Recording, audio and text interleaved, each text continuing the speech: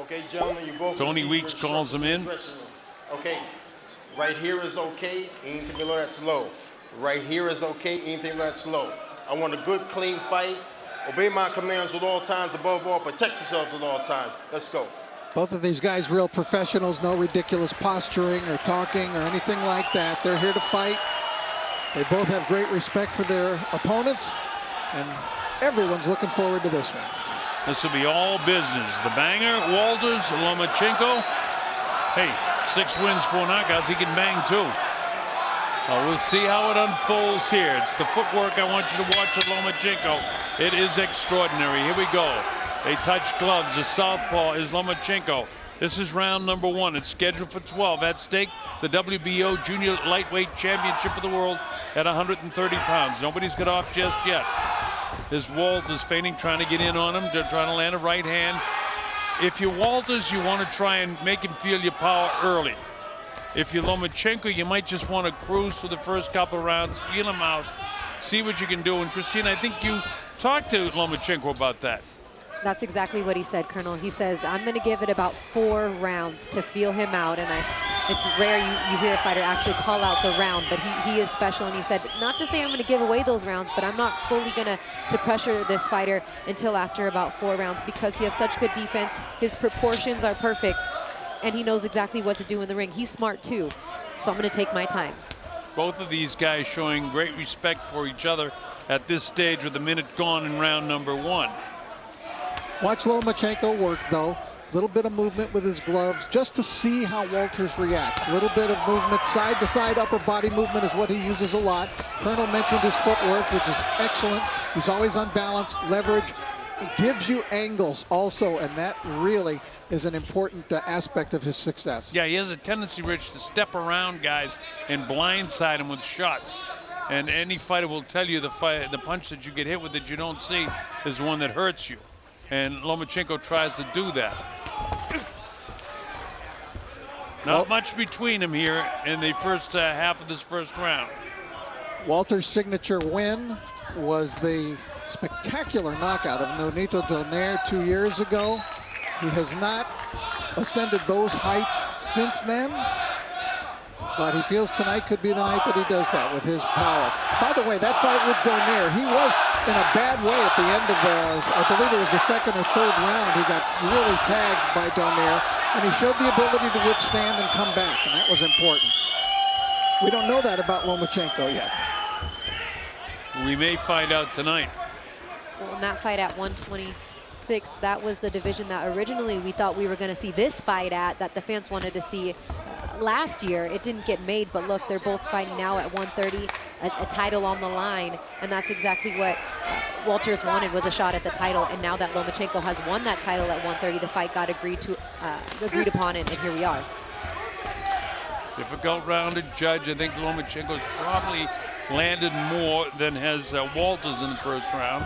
He's picked it up in the last 30 seconds to try and be sure he wins this round.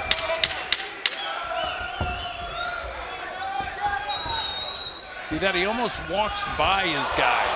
Then he clipped him there to make it definitive. Well, besides the foot speed, he's got a nice hand speed too. Lomachenko, the southpaw to the right of your screen in the blue and white. A little bit of red on it, high tech on his side, and he is a highly technical fighter. Now you take a look at the style of Nicholas Walters. I've always liked his style. You know, it's a compact style. If you see, he's got his hands up high in a defensive stance. He keeps his elbows close, tight to his body, and so he uses all of that to help him defensively. But he does have, as Colonel mentioned, that one-punch power. His left jab, because he holds it up high, Colonel, it actually comes down a lot of times towards opponents, which is unusual. A lot of the fighters, you know, you see them bending down. The left jab will come from down below, but from Walters, it actually comes from up high. Walters looks like he might be a little bit taller, but no, they're both 5'7", exactly the same height. Walters cut loose with the right hand. Walters again to the right of your screen now. Yellow socks, black, yellow, green trunks. That's the color of the flag of Jamaica.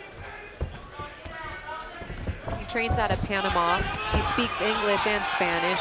Quite a unique guy. Great personality in Nicholas Walters too. So he has all the abilities and the package to be a star, and he is. I think he's very much, I mean, this fight for Lomachenko, he said this is a special fight because he knows the caliber of fighter Nicholas Walters is. Both of these guys, by the way, are top-ranked fighters, too. Bob Arum and the Brain Trust that do the matchmaking. Mr. Moretti, Mr. Trampler. Well, I'll tell you, I don't know that a lot of the other top-ranked fighters in this weight division or around these weight really wanted to fight Lomachenko. But Nicholas Walters wanted to fight Lomachenko. Yes, he did, and now he's getting into it. Nice inside body shot and uppercut by Nicholas Walters. And you'll see their feet come together quite a bit, a little bit of the stepping on the front foot, which, Colonel, you always talk about how that happens a lot between an orthodox and a southpaw fighter. Yeah, it does, and when you're fighting like that, when there's an orthodox and southpaw, you got to work to get your foot to the outside to have the positioning. These guys don't even seem to be concerned about that at this stage, but if they get tied up and start stepping on each other, they'll concentrate more on that. And the way Lomachenko moves on his feet, he'll be to the outside of that outstretched left foot of Walters quite a bit tonight. Him slide around there again. Didn't get off when he took the walk by. See him slide around again. Didn't throw again. Back in position right in front of Nicholas Walters. Walters stands flat foot now and allows him to come in. Lomachenko again gets to his side, cuts loose with a shot. Steps in front of him, lets the jab go. Walters right there, right in front of him. Trying to reach for him. And again, you know, in the second round, Lomachenko outboxed him. Walters has an outstanding right uppercut, which he can use from in close, mid-range, or from long range. If you remember when he fought Darchinian, he knocked Darchinian down with a right uppercut from long range. When he fought Donaire, he knocked Donaire down with a right uppercut from mid-range. So that's something we can look for when they're on the inside. This is round 3. It's scheduled for 12. Again, the WBO super lightweight 130-pound championship on the line. No, I said super. I meant junior lightweight. Stop. Lightweight being 135 pounds. Don't do that. Here we go. Straight left hand down the middle. That's the power punch for the southpaw. There he goes, walking by again, but not throwing the punch.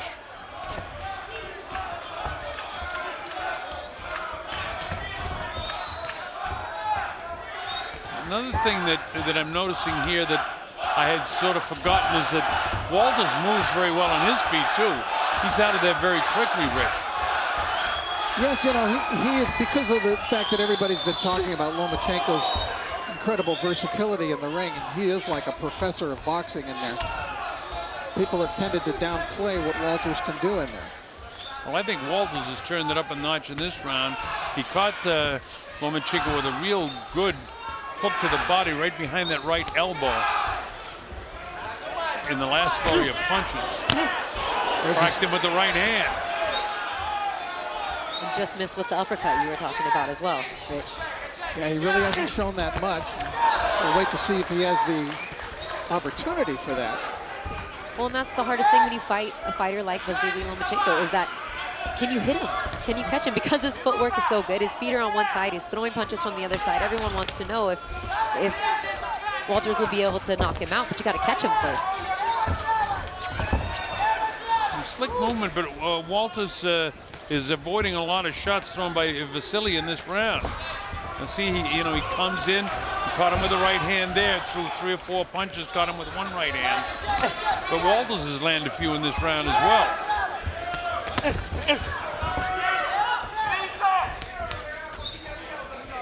Of course, because of the defensive acumen of Lomachenko, it's difficult to get a clean shot on him. But on the other hand, really Lomachenko has not landed a lot of blistering blows to the head of Walters either. I'm leaning towards Walters in this round with 10 seconds to go.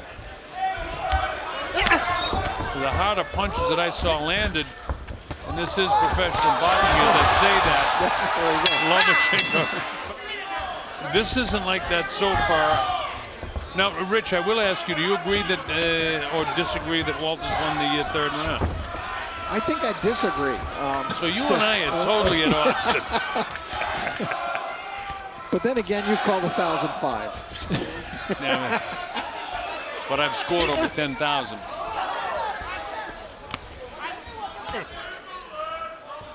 This is the 4th round.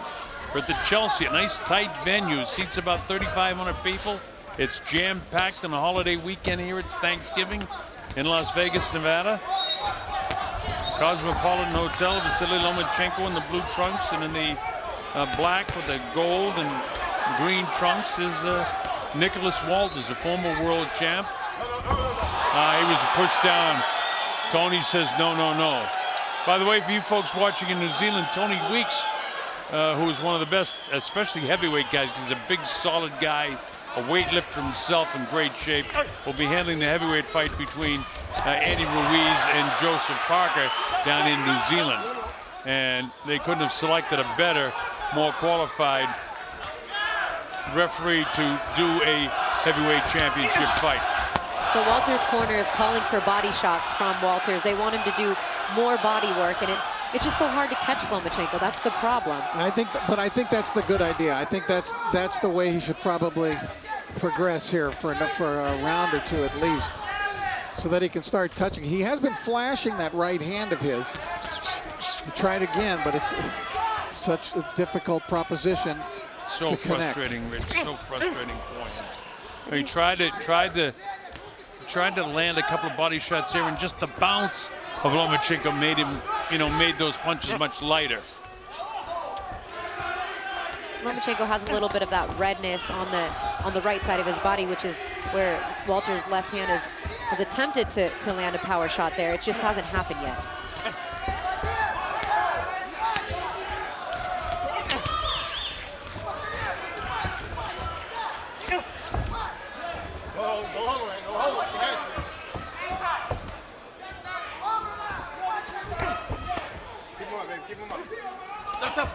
Stop. Lomachenko is a guy who's considered the greatest amateur who's ever fought.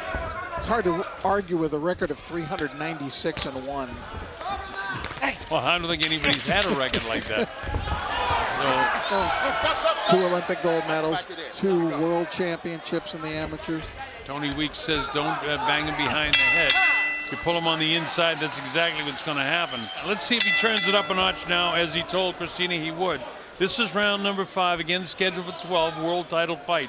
WBO 130-pound junior lightweight championship of the world. Colonel Bob Sheridan here with Rich Murata, Christina Poncha, our principals in there. Vasiliy Lomachenko to the left of your screen with the blue and white. And in the black trunks with the green and gold is Nicholas Walters, a former world champ. 2 champions in there. Southpaw is Lomachenko, jabs with the right hand.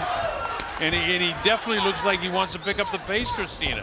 So let's see if he can be more effective now in picking up the pace. Walters needs to pick up the pace too. He needs to let his hands go. His best shot in this fight is working and throwing more punches, and he's just not doing it yet. No, he's not. He's landed a couple of decent body shots, one in particular from a couple of rounds ago. But other than that, he's been outboxed by Vasiliy Lomachenko.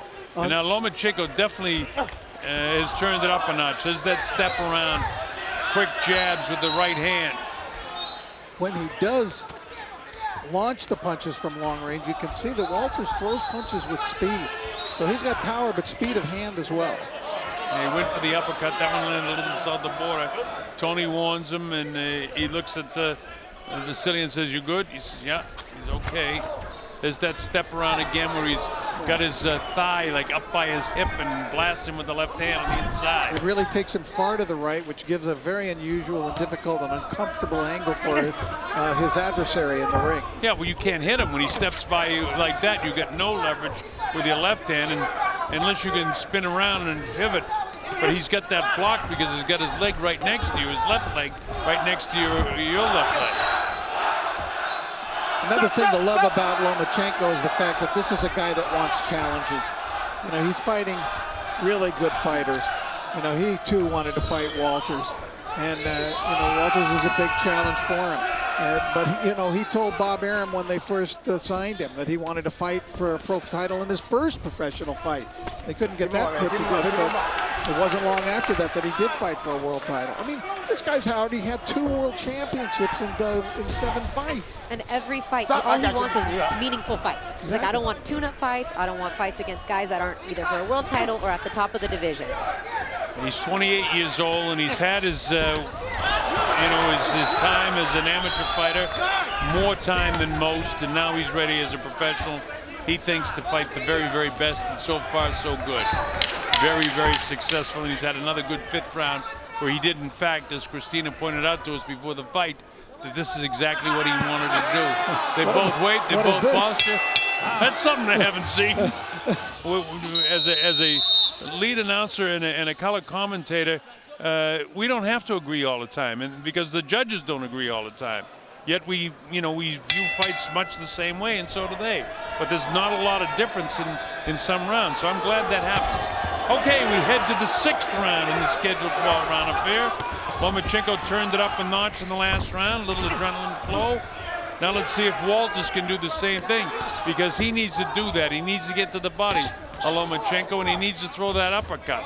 By the way, I think we should mention, because we haven't so far in the telecast, for fans watching around the world who may not have heard things in the last couple of weeks, that Lomachenko is being touted as a possible future challenger, not right away, but maybe in a year and a half for Manny Pacquiao, which was surprising to many. Let's go. But he's up here fighting at 130 tonight. He could fight at 135, and maybe he says he would fight Pacquiao at 140. Pacquiao says he could easily come down to 140, that he felt that it would be easier for him to fight him. Yeah, we talked about that yesterday in the fighter meetings, and he said maybe in 1 or 2 more fights. I still need a few more fights before I'm ready, but to Vasiliy, the big question is at what weight class? The highest that he does see himself going up in his career is 140. So how soon does he want to make that jump? And when he does, is he going to stay there or just go up for a Pacquiao fight and come back down? Obviously, he didn't want to talk too much in the future, but he said he never would have thought when he signed with Top Rank that Pacquiao would even be a possibility. Well, as long as Bob Aaron's promoting, it's a possibility. He'd like to get a few more fights out of Manny. It's all in Manny's, mind what he wants to do. He's very serious about his political career in the Philippines, but he's also a guy that I've never seen come into the ring where he wasn't ready to fight in top shape. But he is getting up there in age. Well, I'm not gonna say that fight is inconceivable, because I never thought I heard anything more ridiculous than when it was first suggested that Pacquiao take on Oscar De La Hoya. Yep. I asked Freddie Roach, I remember asking him on the radio show that I was doing at the time if that was a joke, if he was serious about it. We all know what happened with that. But I think Vasiliy wants to stay at 130 for a bit. And I mean, we talked about our next fight coming up December 10th with Terrence Crawford. I'd like to see Terrence Crawford in there with Manny Pacquiao before talks of a Lomachenko fight. But look, he's doing quite well at 130, so we'll see how anxious he really is to move up. Colonel Walters is not having any success here in the last couple of rounds. And he's certainly having no success here in the 6th round. Cuts loose with the right hand that time. We haven't seen the uppercut yet that Rich has been telling us could come, and we've seen in previous fights and from 2 different spots in the Rick Darchinian fight, as well as the Nonito Donaire fight. Feints a couple times, and Lomachenko just smothers him. But there's no question from the 5th round on that Lomachenko turned it up a notch.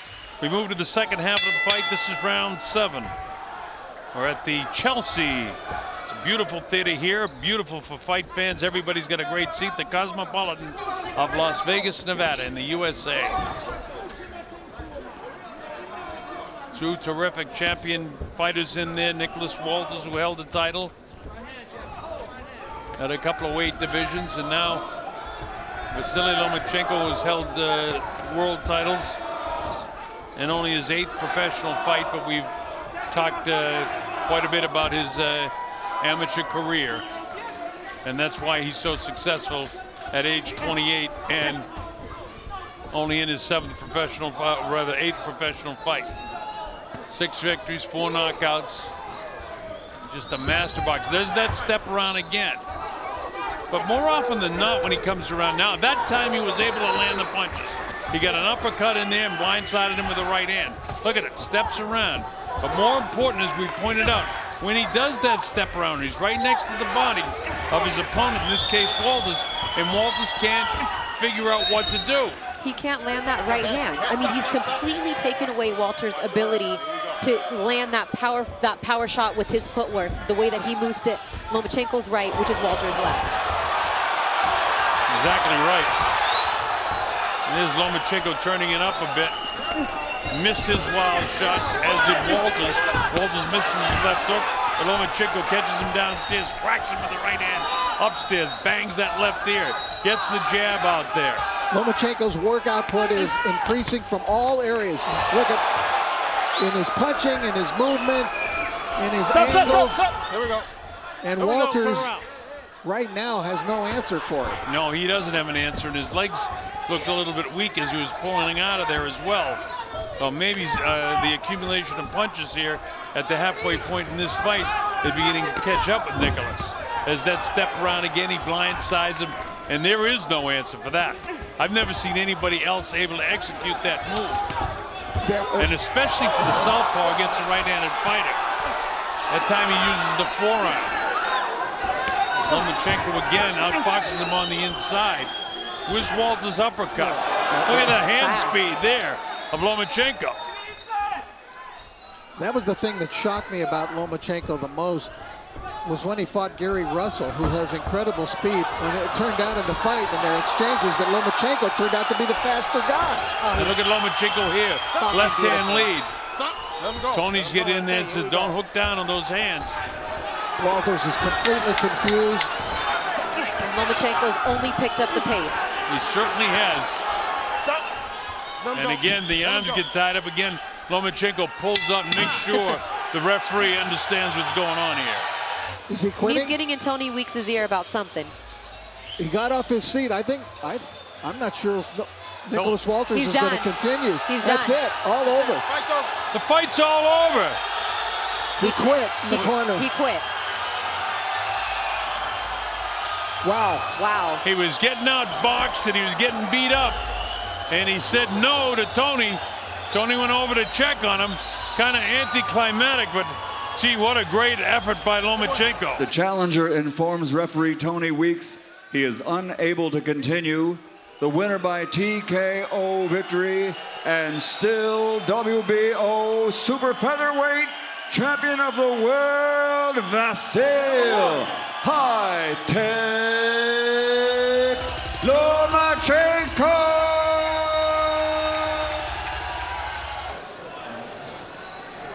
Mouthpiece. These are good. These are right at the belt line. I'm going to let them work in here.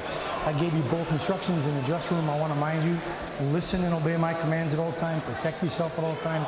Pelea duro, pelea limpio. Fight hard, fight clean. Toco lo malo. Buena suerte.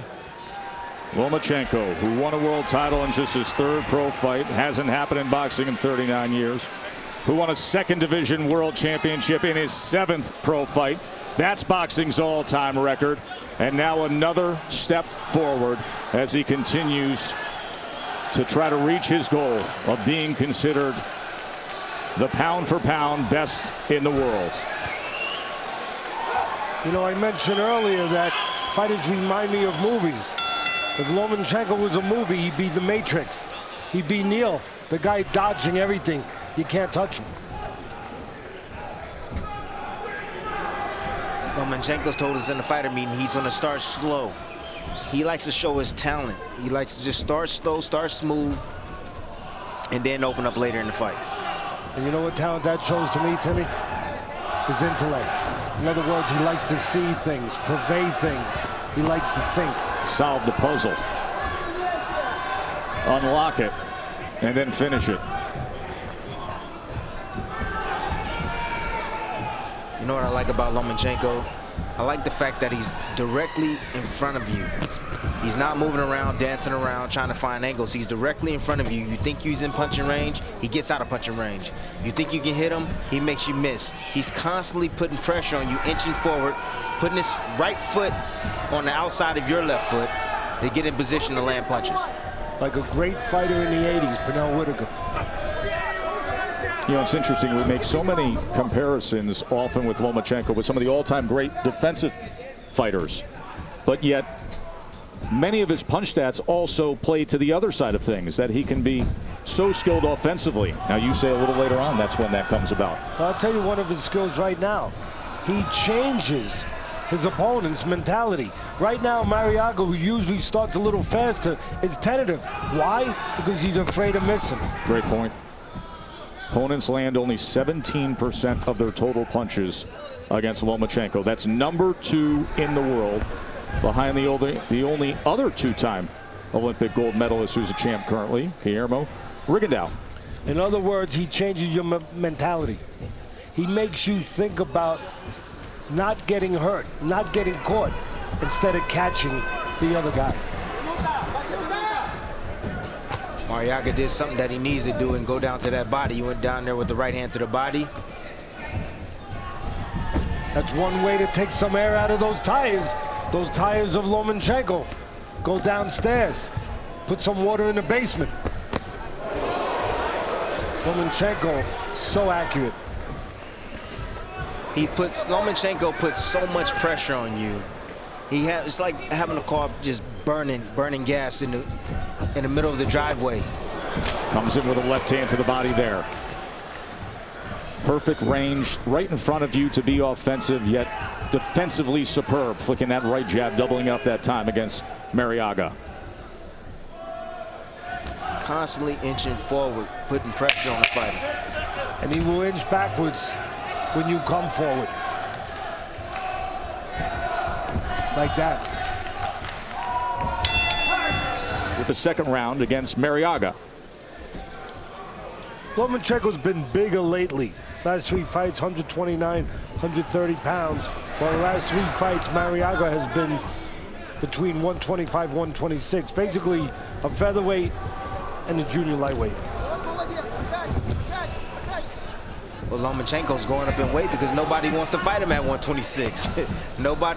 This guy will fight him at 130, but no one wants to fight him at 35 or 40 either. Always interesting to get a fighter's first impressions when you're actually in there with Lomo.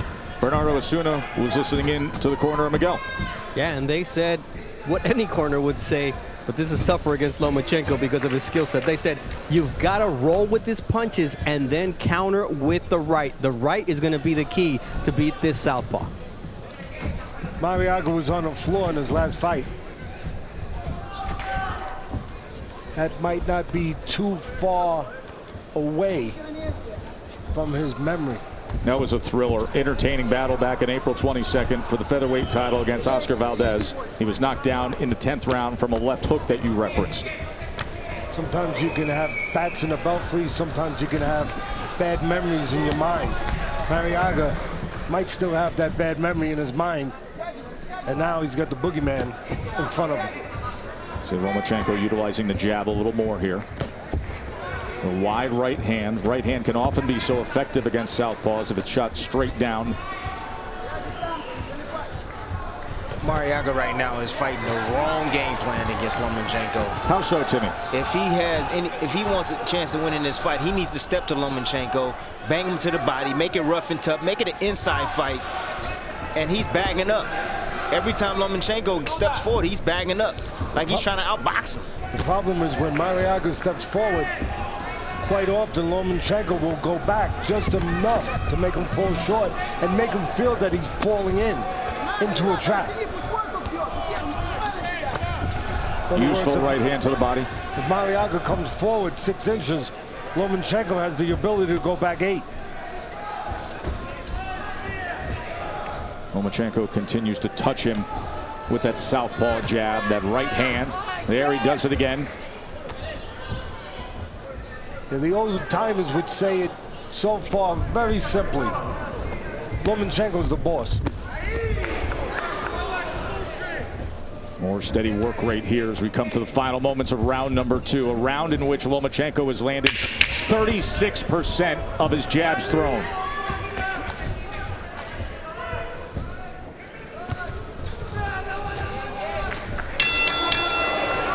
Marriaga stayed low, looped the shot over the top, and hit him with a clean right hand. It was one of 10 punches landed in that round by Miguel Marriaga. He was outlanded 21-10 by Vasiliy Lomachenko. And for you young fighters out there, that's the benefit of throwing 2 punches instead of 1. The left hook misses, the right hand can land.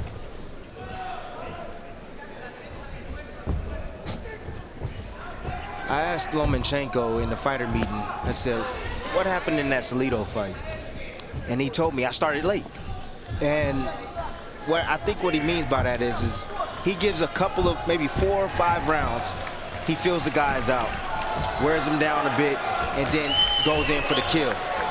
He did that against Salido, and he ended up losing the fight. But he also became a pro in that fight. And it's unheard of for anybody in their second pro fight to take on that kind of challenge. I mean, it's utterly ridiculous to think that you would face Salido in your second pro fight. As good as he is, he wasn't quite mentally ready for a tough, rugged guy that was going to take him 12 rounds and was going to cheat a little bit. You know, within the realm of cheating, if there is a realm of cheating. Elbows, pushing, roughing him up, not letting the golden boy have it his way. Yeah. He wasn't quite ready for that. But if it was a couple rounds longer, he wins. He got ready on the job. Well, he told me never again. Well, he's touching right now. He's touching downstairs with the left hand, trying to set up something upstairs. That's what he does. That's where he does his little David Copperfield magician stuff. Sleight of hand. Makes you think something's over here when it's really over there. Well, I'm going to tell you this. He better not mess up on the trick because that right hand is coming close. The right hands is the punch you like to use against the lefty. Lomachenko is a lefty. Right hands can be the southpaw killer. But if I was Marriaga, I would actually throw that right hand to the body as opposed to always constantly trying to... First knockdown scored of the night by High Tech.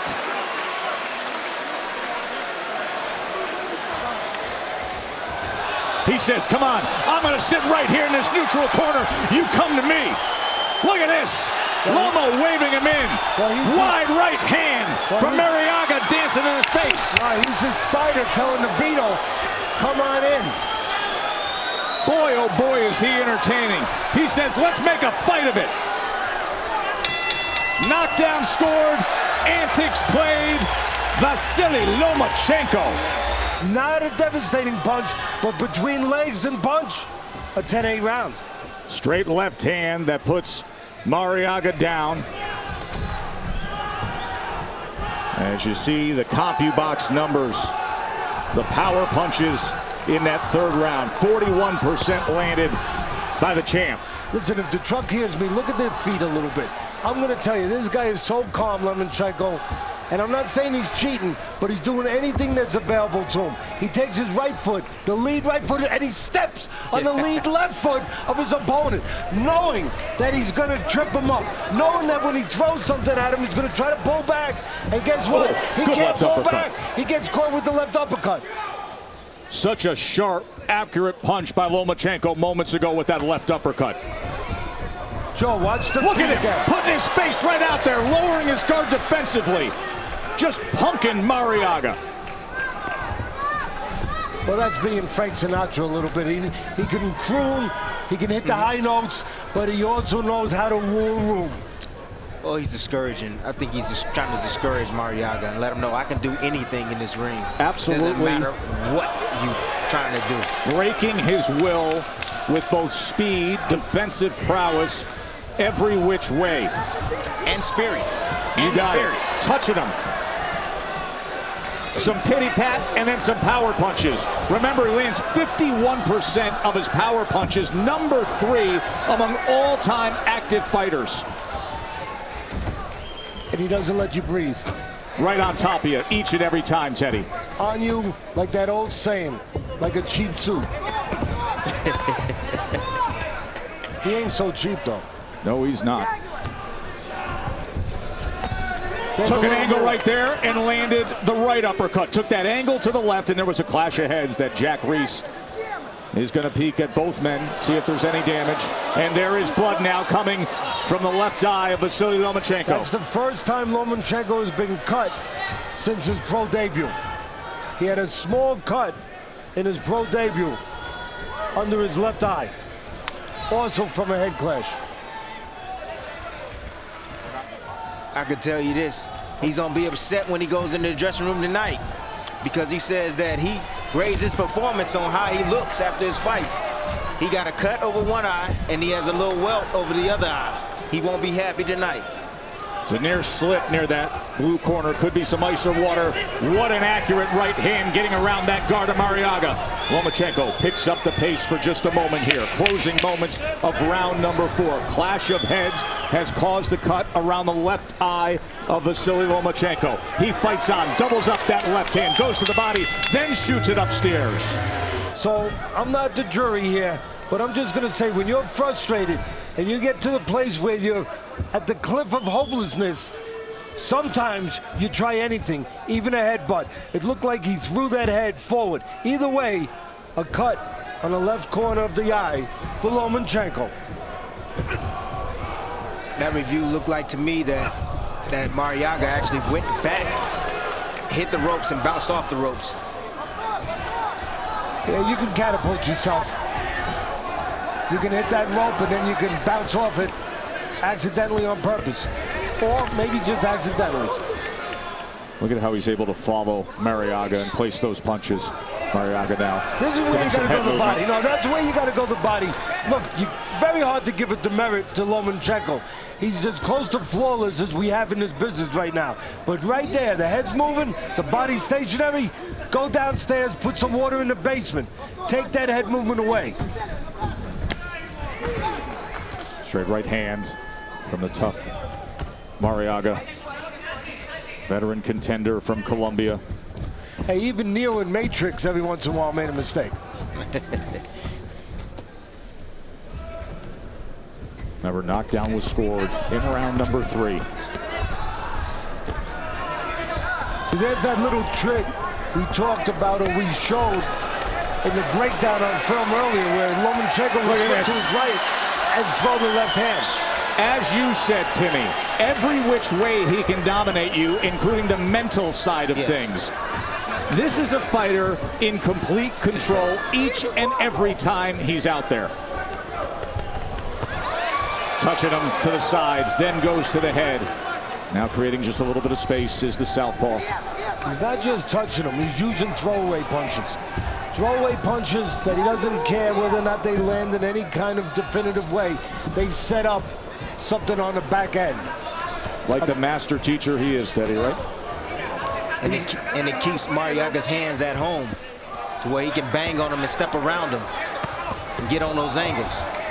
Marriaga trying to chop down.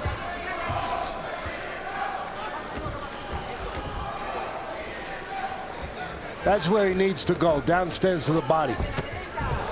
Lomachenko.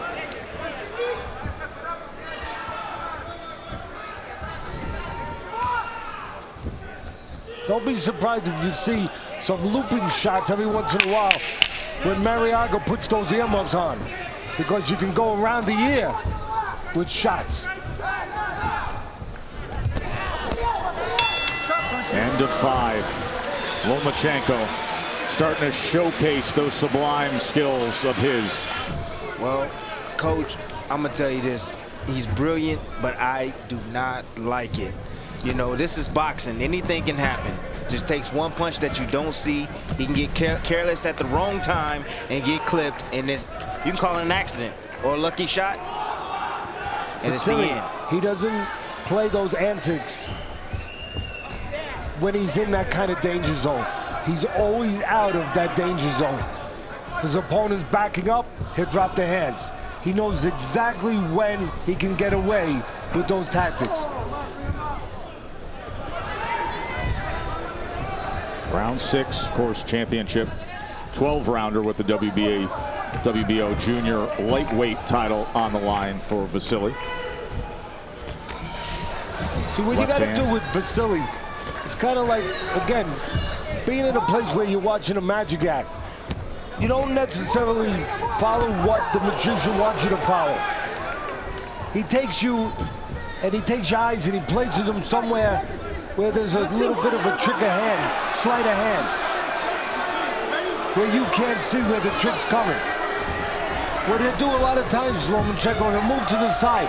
Instead of turning with him, act like you're going to turn. Get him to come back in front of you and nail him when he comes back in front of you. Marriaga finding himself off balance for a moment, and look at Lomachenko again. And now a little Ali shuffle and back to business.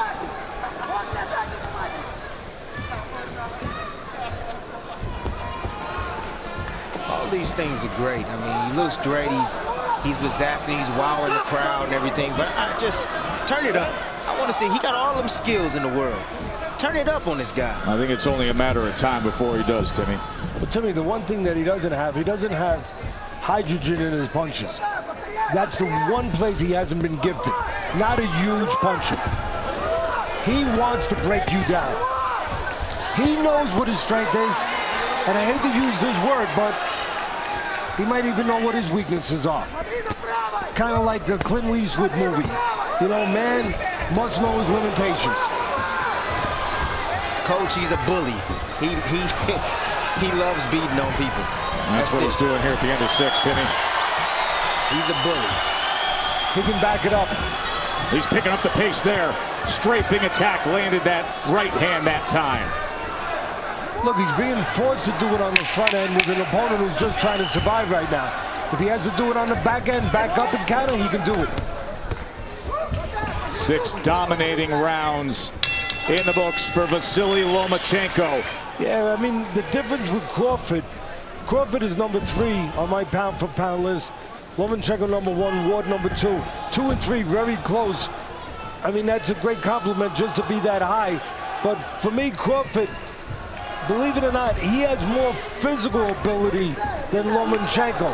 He just goes about it a different way. But he has more power, more physical presence than Lomachenko. Lomachenko just has more dimensions. Well, I like Crawford. He's actually number 2 on my pound-for-pound list. You know, Andre Ward, I have him number 1. Crawford, how many guys you see right now that can turn southpaw, knock you out in southpaw position, turn right-handed orthodox, knock you out in that position as well? He's the only guy right now in boxing that's doing that. That's the reason why I have There number 2. used to be a player years ago in football, Curtis, a defensive end, they called him the freak. That's what I call Crawford. Physically, he's a freak. That's why he can move up so many weight dimensions, because of his size and his abilities. Lead left uppercut from Lomachenko here. Now places a right hand to the body and comes upstairs with that right hand to follow. Trying to split the guard. Goes around, doubles up the left hand. Comes back, 2 uppercuts on the inside now. Can anybody say demoralizing? That is it, isn't it, Teddy? If you're Marriaga, what could you possibly be thinking right now? I want out. Every which way you are outclassed. And keep in mind, Marriaga's a 2-time title challenger. I think what you're thinking right now is what my great mentor Customato used to say, a different line of work. Good body shot, backs him up. Good body shot again. The uppercut comes, wraps around the guard with a right hand. Lomachenko in prime form here in the 7th. Jack Grease, experienced referee, getting a little closer, putting his eyes on Marriaga. Chopping down with a right hand. Left uppercut just off the mark. Marriaga's taking damage. Lomachenko, right uppercut that time. Look, let's give a little credit to Marriaga here. A lot of those punches are missing. A lot are being thrown, but a lot are missing. Two reasons why he's still there. One is because he is moving his head. He is surviving. And the other, he's got the heart of a fighter.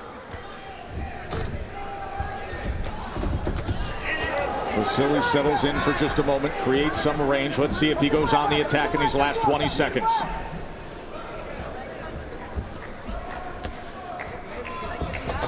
See, it's not just about the technical moves, the physical abilities. It's about the calmness.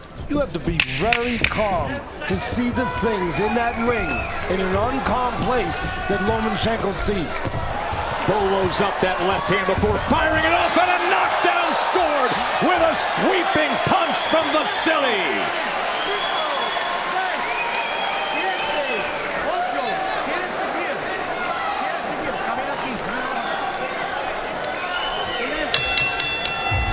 With a second to go in the round, Lomachenko scored the second knockdown of his night.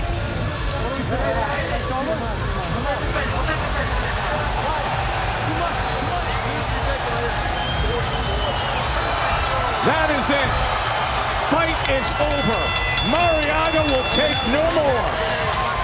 TKO victory for Vasiliy Lomachenko. Take a look at the knockdown here. He gets trapped in the corner. When you're trying to get away from something so fast, you lose your footing. You get discombobulated. Not big damaging punches, but the spirit has already been crushed. He's trying to get away. His feet are under him. And I talked about it earlier. When the earmuffs up, you go around those earmuffs. And that's exactly what Lomachenko did that.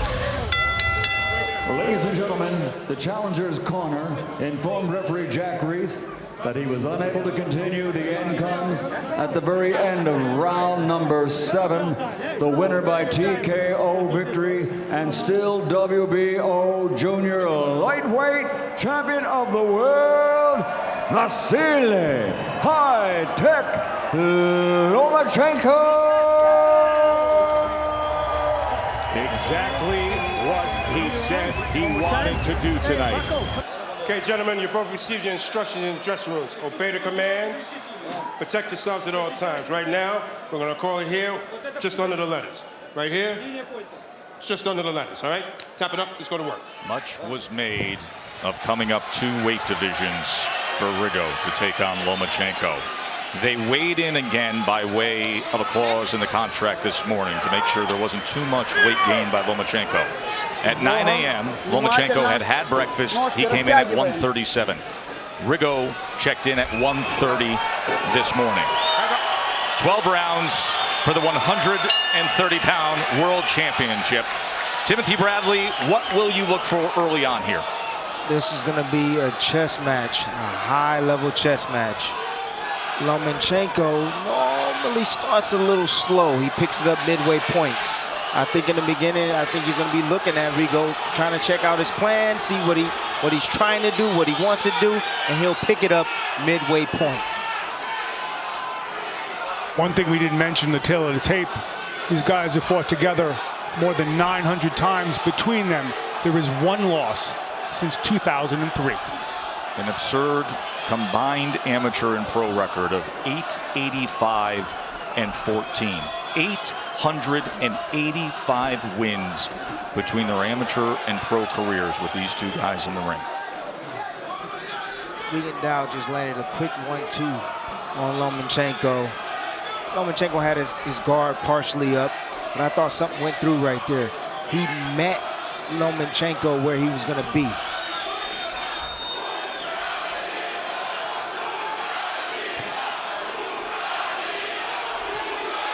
Loma comes with a left hand that Rigondeaux was able to duck away from, and then tried to take the angle and come back with the right hook. Lomachenko just looks so much bigger than Rigondeaux. I mean, it just looks so much bigger. He's got the 3-inch height advantage. We told you what they weighed in this morning. Of course, rehydrating throughout the entire day after yesterday afternoon's weigh-in as well. Lomachenko number 2 on ESPN's pound-for-pound list. That's exactly what was described in the referee meetings. Now, we showed you that earlier because that was a concern of Lomachenko. What happens when he ties up both of his gloves, and how could he break free? And referee Steve Willis was able to give him the instructions, able to share that with you earlier tonight. Well, Rigondeaux knows that Lomachenko needs to get close in order to get his work off. That's when he does his best work. So guess what he did? He tied his hands up right away, so he couldn't work.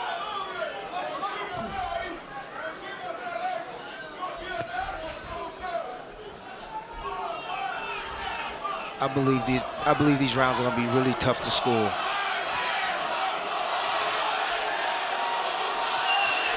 Getting a little closer is Lomachenko. He's just touching Rigondeaux on the inside that time.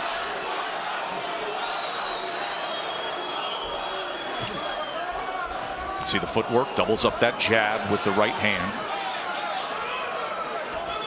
Watch Lomachenko's jab. It is incredibly swift. Coming with a straight left hand down that time was Lomachenko, as Rigo was caught in that defensive posture he's comfortable in. End of round 1 for the title.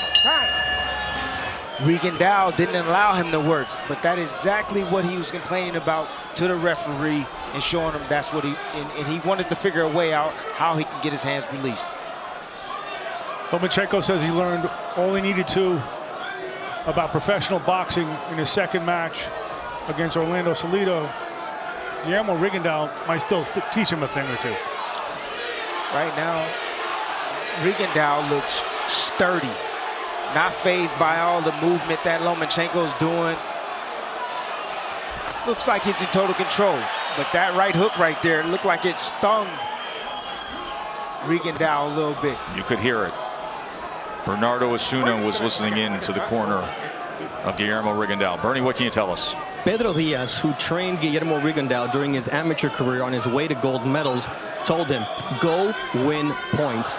Very simple.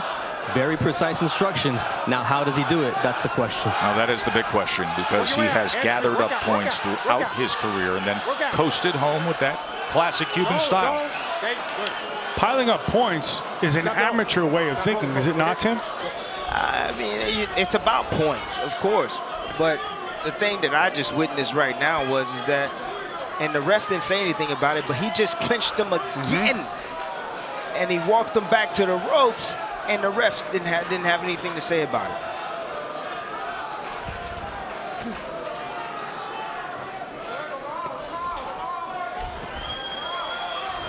Livomo trying to get to the inside behind that jab. There's another moment there, and on what was assumed to be a break, he connected. He was trying to pull free. That was the concern pre-fight, and now Willis will have a conversation with him. Lomachenko is just he's a well-oiled machine.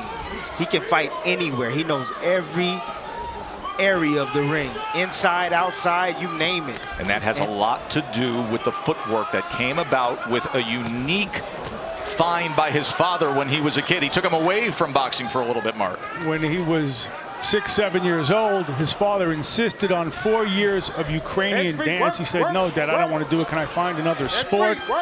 He says, you want to be a fighter, you must learn to dance. And what we do see here is, I would say, the best footwork in boxing. So he took traditional Ukrainian dance classes. And Timmy, you love Loma's footwork. Oh, my goodness. Don't be surprised if this fight don't go the distance. Look at the grasping behind the neck by Rigo right there. As I think Steve Willis is going to have to take control of things here at the conclusion of round number 2. Holding behind the neck now by Rigo as he tries to fire off the left uppercut.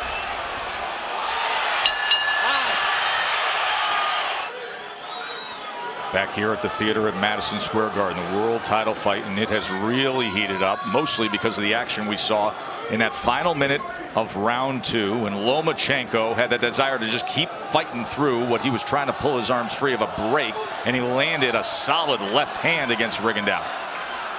Pace has clearly picked up here. I'll show you the replay of what we saw in round number 2, and watch this moment here as they're clinching. He squats down, and then both men come with an exchange. There was the uppercut and then the straight short left hand by Loma, saying, come on, let's make this a fight. And it is indeed. We're seeing Rigo's strategy is that hold, and the answer that Lomachenko has is not just a jab, but a double jab. Look for the straight left hand of of Lomachenko. Look for that shot. It's open. Every time Lomachenko steps forward, you see Rigondeaux lean to his left hand, his left side. He's right in the line of fire for that left hand. Look at Rigondeaux, able to duck down, get off to the side, stay just, and I mean just, out of the range of some of those punches.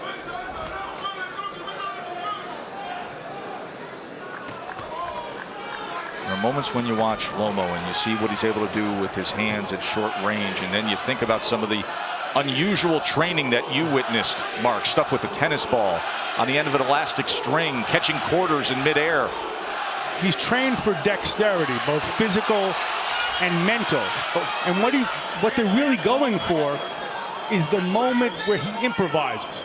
The moment where he's so well drilled that he can think on his feet.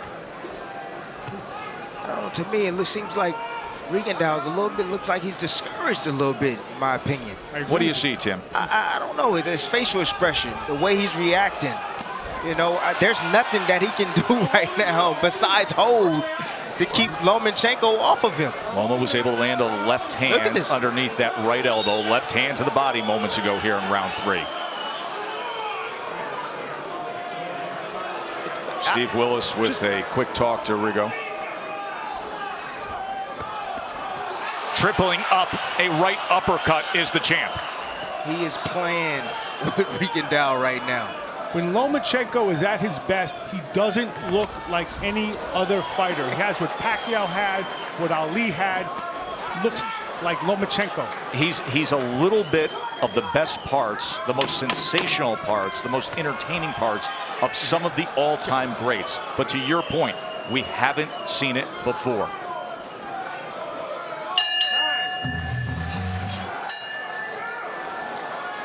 Fourth round of our championship fight. Timmy, let's go back and show you that tripling up of the uppercut by Vasiliy. Right here, you're going to see Vasiliy Lomachenko throws 3 uppercuts. It's the second one blocked. The third one comes right up the middle. Guess what? He did that. You want to know how? With pressure. With pressure. He saw how his man reacted. He dropped right in front of him, and he split his guard with the uppercut.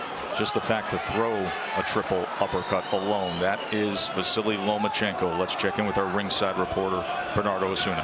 Frustration in the blue corner of Guillermo Rigondeaux. Pedro Diaz basically threw water in his face, said, "You've got to take risks. What are you waiting for?" So they see what we see. You know, it's interesting because we've talked about that for months, since the time that he accepted his fight. You can't take this fight without knowing that you're going to have to take risks, Mark. Well, I mean, Rigondeaux says that he's taken all the risks he could ever take, and nothing could. Wow. I mean, it's just a matter of time, guys. He can clown anybody. Sorry to interrupt, but it's Loma. Look at this. This is moments ago. Watch him, get him in a defensive posture, know that he's got him pinned, and say, you know what, I'm just going to turn right around you in the middle of a championship fight. Lomachenko haven't even turned it up yet. Midway point. Just watch. Just watch. Angles, speed. I've never seen anybody play with Rigondeaux the way he's playing with Rigondeaux. An undefeated world champion, and he's toying with him at moments. Listen to the beat of his punches. It's like music. It's like it's improvisational. It's like jazz. But it's all set up by his feet. Look at his feet. And he is riffing in there. And pushing him back, create a little space. Final minute of round 4, goes back to the uppercut, then switches it up with the left hand as well. Comes to the inside, gets a little work in the kitchen. Rigondeaux landed a nice short uppercut in that exchange. How about the body punch with the right hand? Now to the inside, the uppercut with the left hand as Rigo goes to the belt line. Tim, is this Rigo getting old, or is he just outclassed? I think it's a combination of both. I just think, honestly, I think he's 37, but also at the same time, I believe he is getting outclassed at the very moment. But there's time still left, everybody. That's why I love boxing. You always have a chance. Lomachenko dug to the body again that time, and wrapping up, trying to free his hands again is Lomachenko. It's just a whole lot of clinching. Rigo now inviting him forward, often trying to set traps, but not able to deliver. Rigondeaux says he's seen everything. Nothing worse could be done to him that was done in Cuba. I don't think he's seen this before. Never seen anything like Lomachenko before. Lomachenko said he's the Cuban assassin. He's beat about 7 of them in his amateur career, and he's about to be number 8.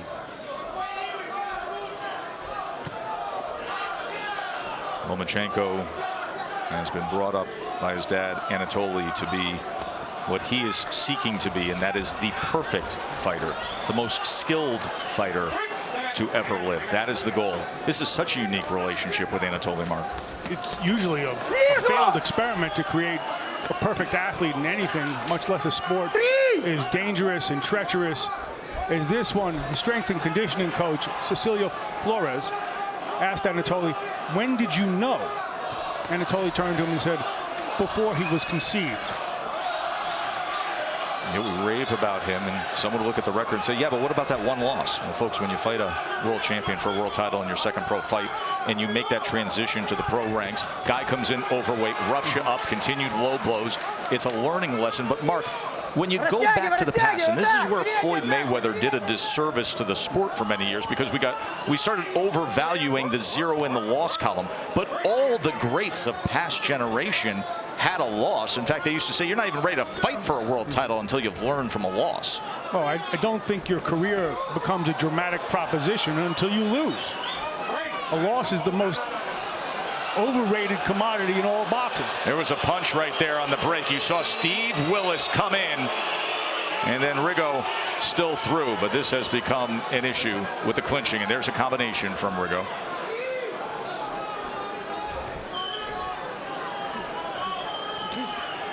Tried to dig to the body. That was blocked by the elbows of Loma.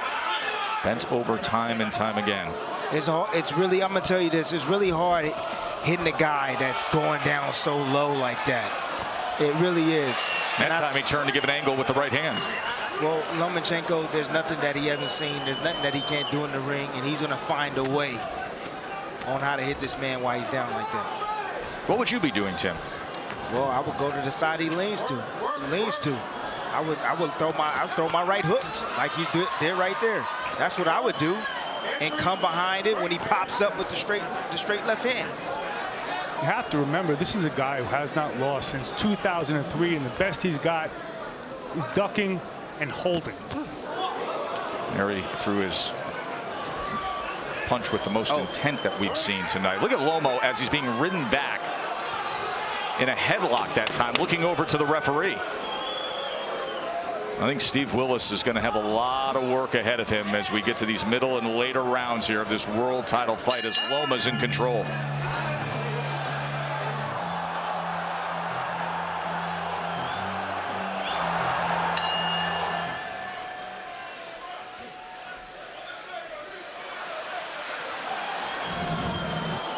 These are two top 10 pound for pound fighters in the world, but right now it seems like there is a big gap between the guy who's number 2 and the guy who's number 7.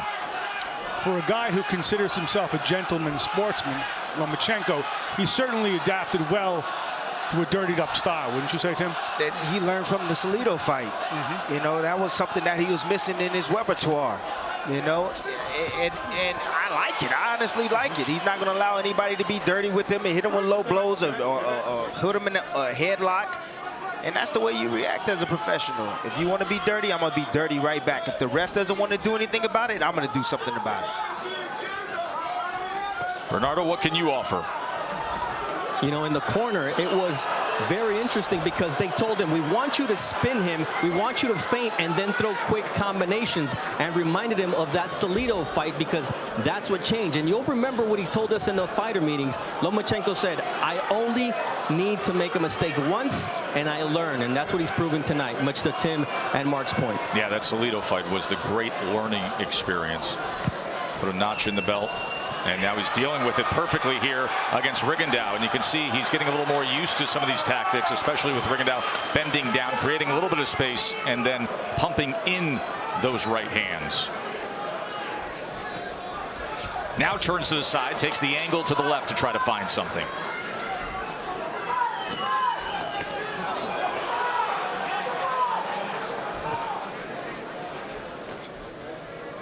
Tim, how do you solve Lomachenko, or how do you attempt to if you're Rigondeaux? All I'm going to say is that I don't think that person is born yet.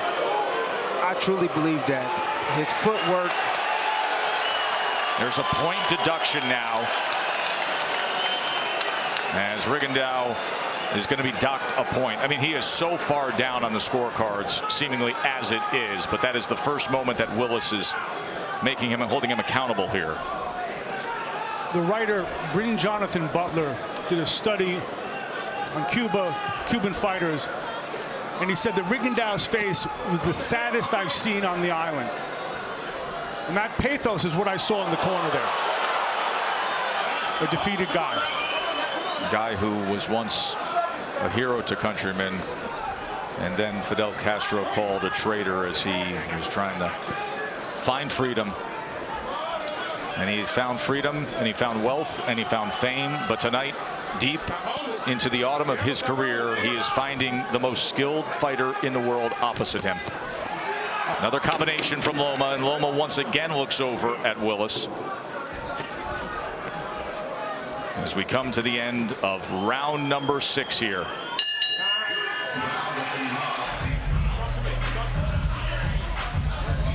There's a discussion going on in the corner of Rigondeaux here in between the 6th and 7th round as they're looking at the tape. That's it. He is saying, I don't want any more. Are you kidding me? The undefeated number 7 pound-for-pound fighter is not coming out to continue against Loma. Beaten down, hopeless, without an answer, and Lomachenko has made Rigondeaux quit.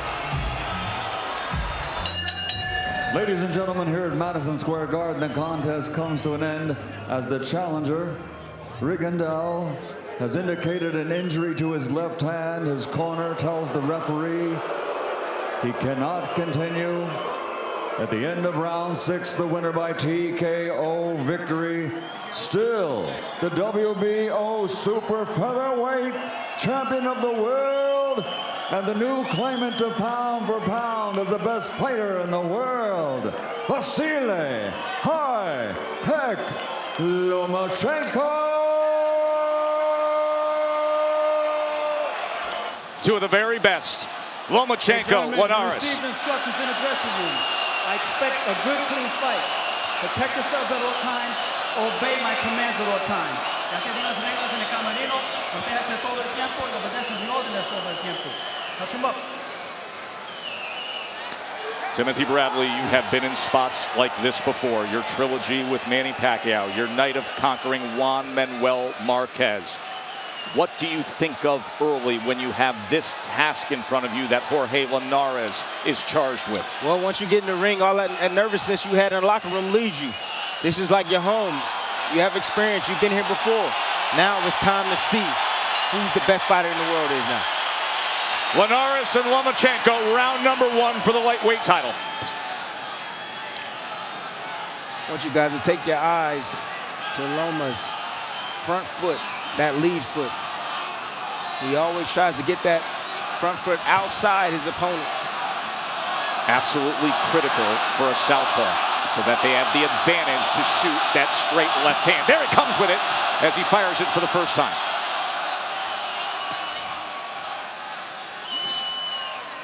I wait on that power jab that Linares was talking about. Linares mentioned that all week long, the power jab. It's gonna be technical in the beginning. Both guys got to see what one another has. Linares said, I want to see his timing before I commit to using my power. Another thing, he knows exactly where that foot is because he's been facing a steady diet of southpaws in large measure in preparation for Lomachenko. He knows where that foot is, but Lomachenko, he changes levels. He gives you different looks. He probes at that jab. He sticks it out there. He makes you believe that just that jab is going to come, and then he comes behind with something else, with another punch, maybe to the body, maybe even to the head. Interesting you talk about the different levels, Tim, because I would say both guys acquit themselves very, very well, whether it's in, mid, or long range. Of course, there's been much talk about the fact that Linares would prefer to take advantage of the size behind that jab at range.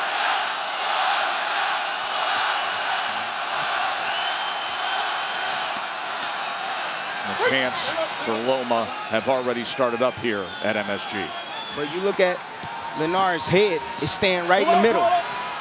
Look at Loma. He gets that head off a line. Look, just like there. He gets that head off a line. Off the line. That's the firing range there. That's what he does well. He always positions his body out of the firing range. That firing lane, that range, where you can be hit. Loma came in, tried to place a left hand to the body, and there was a little return fire with a right hand from Linares. Remember one thing as it pertains to range, Linares has a 3.5-inch advantage. You'd like to keep this on the outside. You can see across the shoulders as well, and that muscular back of Linares is just naturally the bigger man. And then you rehydrate after the weigh-in yesterday, and it's so noticeable.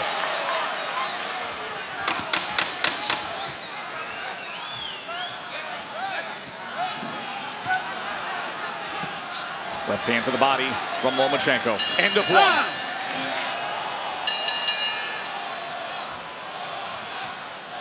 When I was in camp, things stopped when Mr. Honda, his Japanese promoter and manager, came to watch him spar.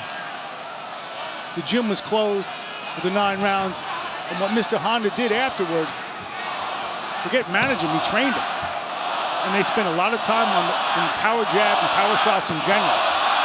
He was promoted exclusively for many years by Mr. Honda, Tokyo-based promotions, and then a co-promotional agreement in 2010 with Golden Boy Promotions. And give Golden Boy, Mr. Honda, as well as Top Rank, a lot of credit for what often doesn't happen in this business, crossing boxing's business and political lines to make the fight that fans want to see. That's what we have here. In this case, Mr. Honda was a respected peacemaker, and in essence a diplomat between the two camps. But why this really happened is because of Jorge Linares. This is what he sees as his signature fight, and he appealed to what's best in Lomachenko to make it happen. Good combination from Lomachenko. Touched him to the body and then split the guard upstairs.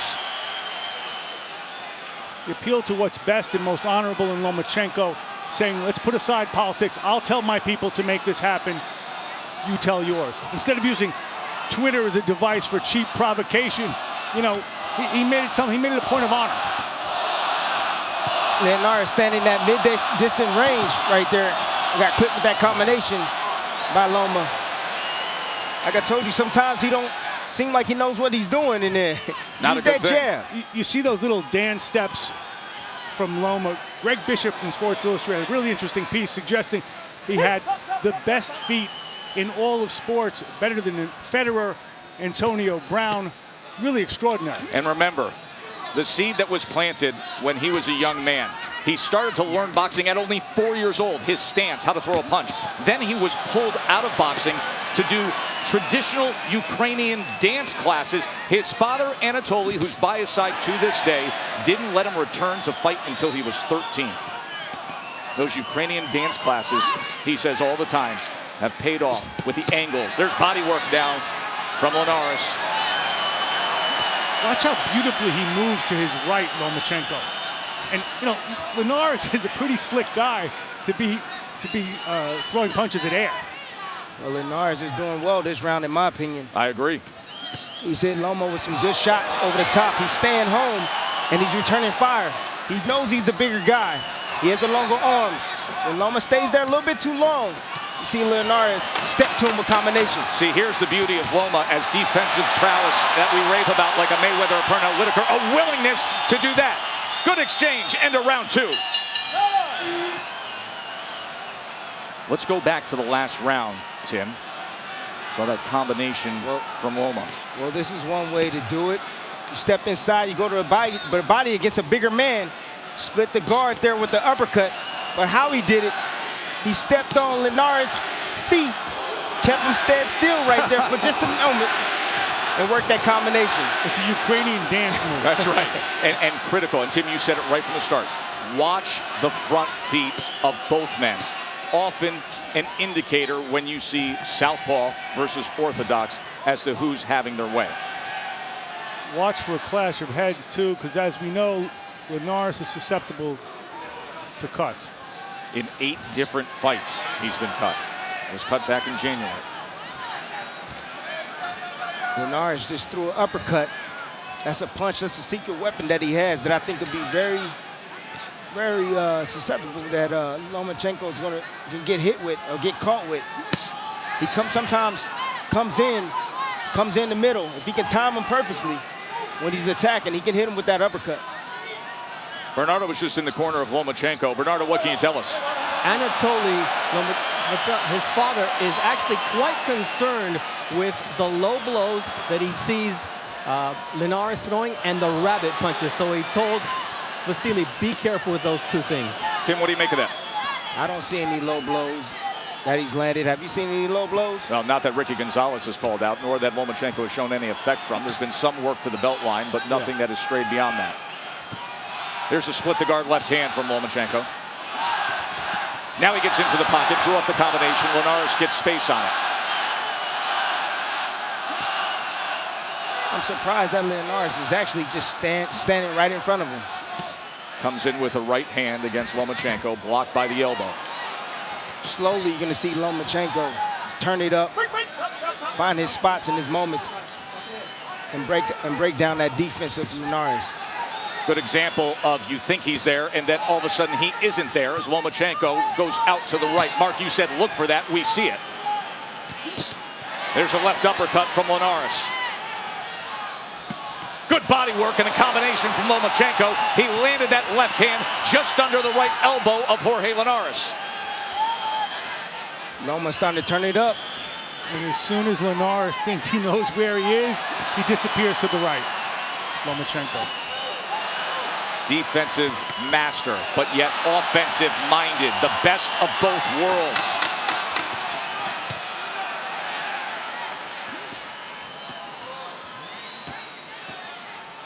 End of 3. Saw a lot of what we always rave about from Lomachenko in that last round. Bernardo was in the corner of Linares after that third round. Bernardo, what are they concerned with? Well, Rudy Hernandez was telling Jorge Linares, you've got to keep your punches short.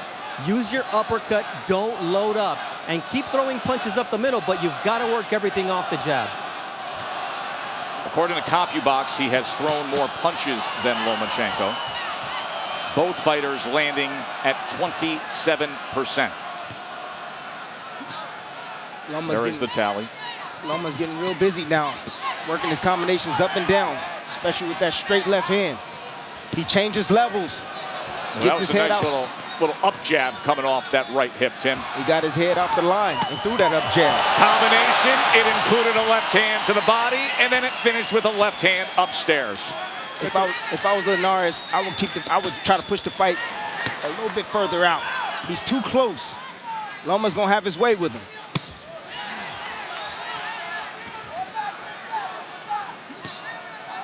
I wonder if Linares misses the voice of Ismael Salas, with whom he's 13-0. He went to England to train David Hay. Maybe it was a bigger payday or perhaps a lack of judgment. But Rudy Hernandez is in his corner. Gonzalez is going to have to separate him.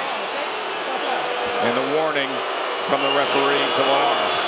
Yeah, those were some dirty shots behind the head. That's called rabbit punching. That's illegal. Maybe Linares is getting a little frustrated.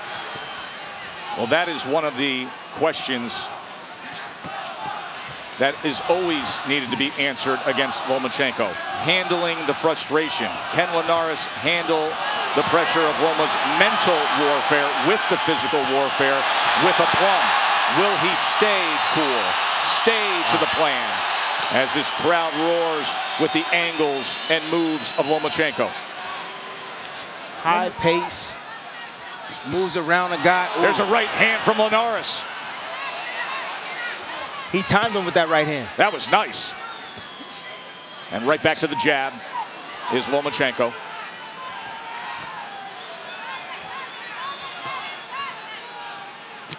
Talk about Lomachenko. Lean right uppercut. Breaking down his opponents is something he can sense in their beat, in their rhythm. They take some pauses. That's when he pounces. The champ is ready. He came and visited ringside with you just before this main event, Tim. Yes, he did. Bud Cropper, one of the best. You know, a lot of people have him #2 on the pound-for-pound list. I've had him #1. Depends on if how Loma looks tonight. Loma can get this third world championship, he will be moving the #1 position, in my opinion. You're biased, Tim. No. In some respects, you discovered Bud Crawford in the sparring session, which ended with him really having his way with you for that time. For now, the #1 pound-for-pound fighter, according to ESPN.com, is in the ring.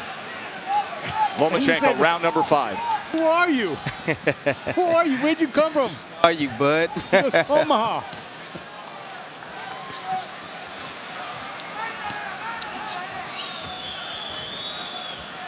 I have to mention, size does make a big difference. It does.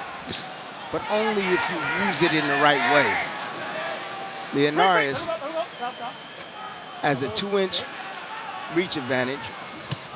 Linares is physically bigger and stronger. Why doesn't he use that reach advantage? Why doesn't he use that height? Because stay on the outside. Lomachenko's not letting him.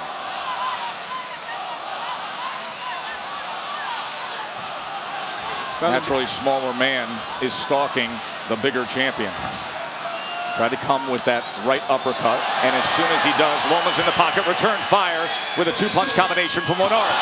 But look at Lomachenko, comfortable in that hot kitchen. Wrapping up that right arm as Gonzalez will break him. There's an angle, lost his footing for a moment just as he was throwing that left hand. But you see how the angles of Lomachenko can create the offensive opportunity.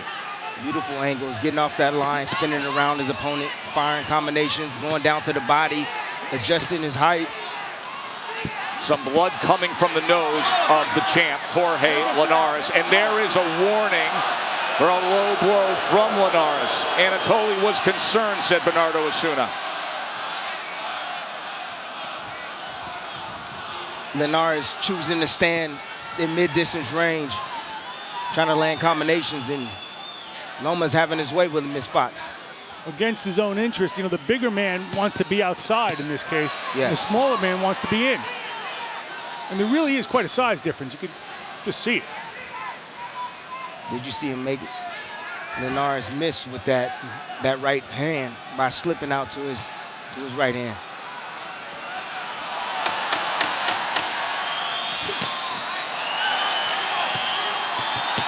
Good combination, and a left hand scores for Lomachenko.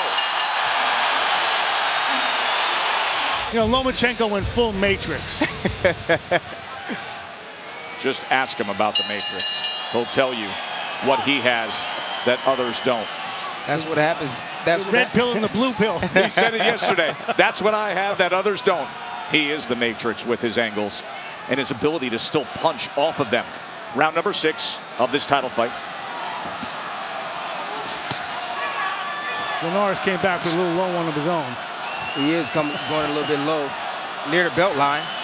I'll tell you, you can start to see swelling, especially around the left eye of Jorge Linares. Discoloration around both, but swelling around the eye. We will watch for that. Good combination from Linares as he landed a left hand. Now remember, he had the warning earlier. Another warning here from Ricky Gonzalez. One more, and it could be a point deduction. Lomachenko is systematically breaking down Linares. Systematically applying all that pressure. Look at that pressure, man. Dealing with that pressure is no joke. Especially we got punches.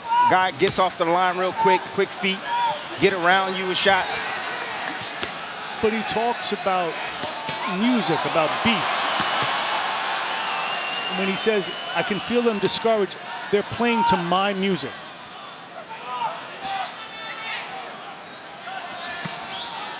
Yeah, he's... Good work from Linares. Much of that blocked, but still offensive output. And look at Loma, stepping right to him, landed a left uppercut and then an overhand right at short distance from only a few inches away. Nearly caught him coming in with a left hand, did Linares. Great ability to get away and land a punch of his own.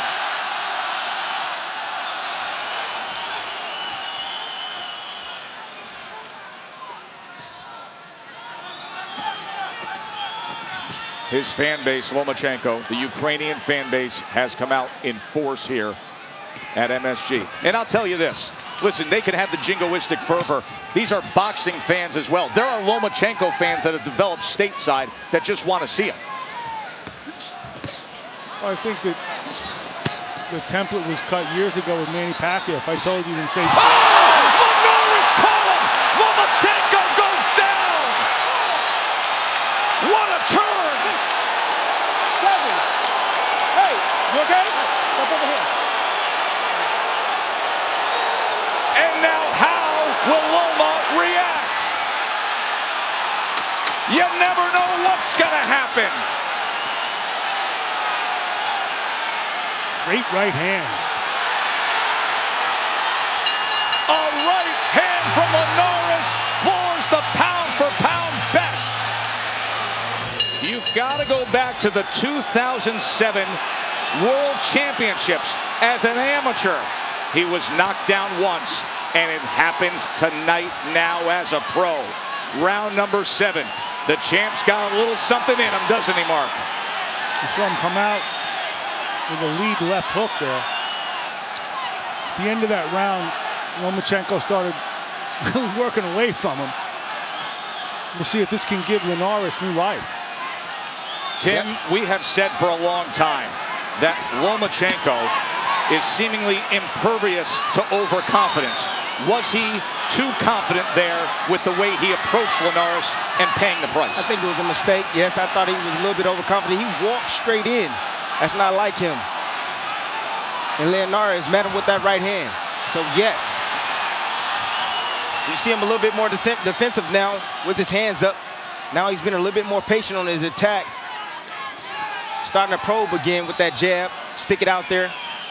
Changing levels.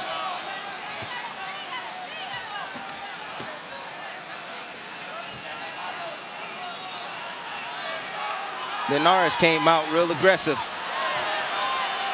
That's what happens. Momentum shift just for a moment. It's the beauty of this sport. Adrenaline. One punch can change everything. That's Let's right. see what impact it makes here. The beauty of the sport is no matter how beautiful Lomachenko looks and invulnerable, guess what? He is vulnerable.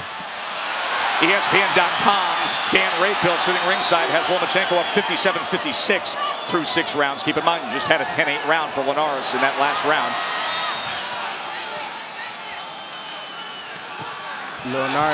Linares just landed another right hand. It was short right hand as Lomachenko stepped in. Mark Kriegel, you were the one giving warnings earlier tonight. As much as we know of his greatness, as much as we're wowed with the skill, don't sleep on what Linares is and what he's capable of. Bigger, stronger, longer. That left hand strayed down there, as Lomachenko pointed out. It hit him on the leg, but Ricky Gonzalez, the referee, was turned. Remember, there's already been 2 warnings to Linares. He's looking for that point. Lomachenko is. Linares, bigger, stronger, longer. Let's not forget that he is, in fact, the champion at 135. It's easy to forget when you go through the resume of Lomachenko, but this is a guy in Linares with 44 wins, 27 by knockout, and has the belt. Blocking that uppercut was Lomachenko, then coming in with a right hand to the sternum. Middle rounds have been great, haven't they? Round number 8, and for the rest of this fight, we are commercial free. Loma was timed with that right hand. There's spots where you can time him. He comes, brings his head back in the middle, and when he does that, you're able to time him. Great shot by Linares.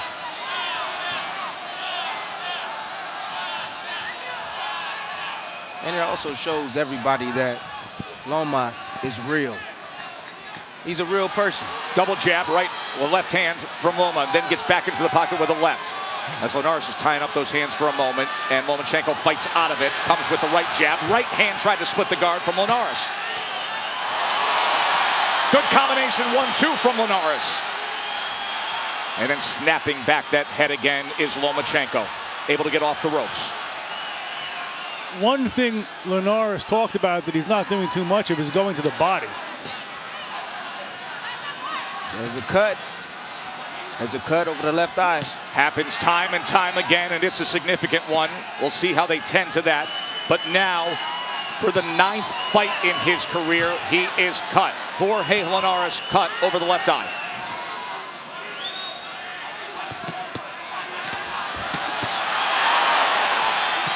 Lomachenko's going right after it, too.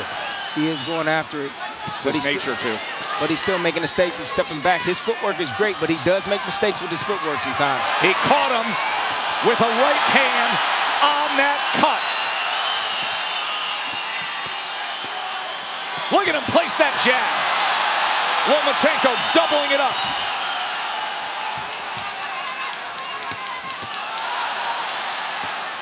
And then puts that right hand on that blood again.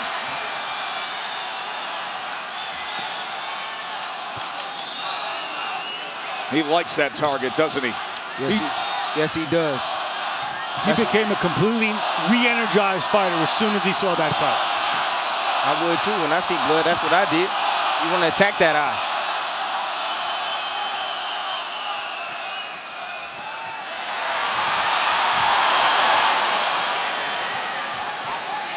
Linares still has that punching power. We saw that with the right hand in the 6th round. But Loma knows that now. So when he finishes combinations, he puts that left hand up to block that right hand of Linares.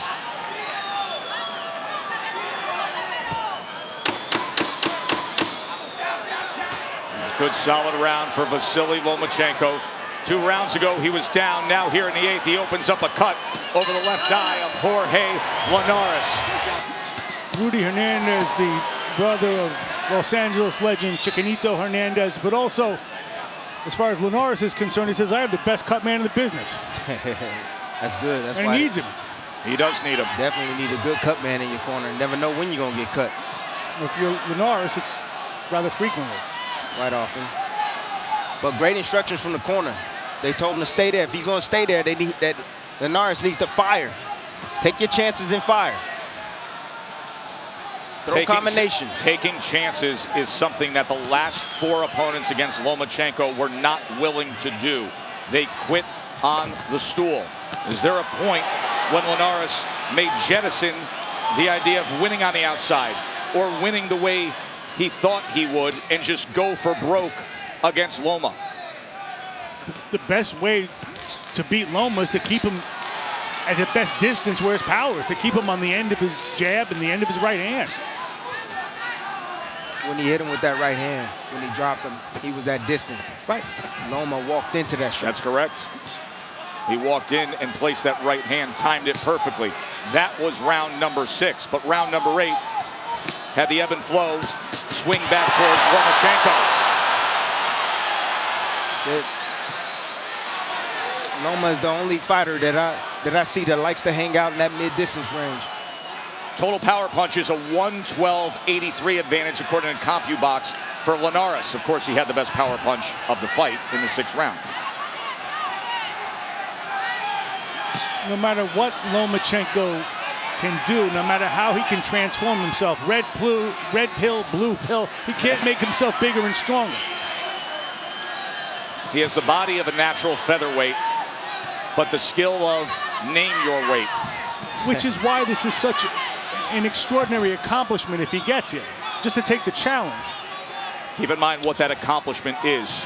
Going up in weight, trying to become the fastest in history to become a 3-division world champion. You saw Oscar De La Hoya sitting ringside, cheering on the fighter he promotes in Jorge Linares.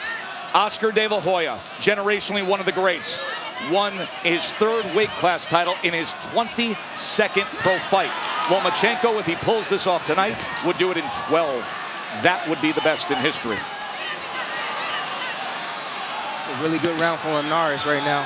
Really? Linares is that, yeah, I think it's a great round for him right now. Really good round for Rudy Hernandez as well. Exactly. The cut has held up. Great work by Hernandez.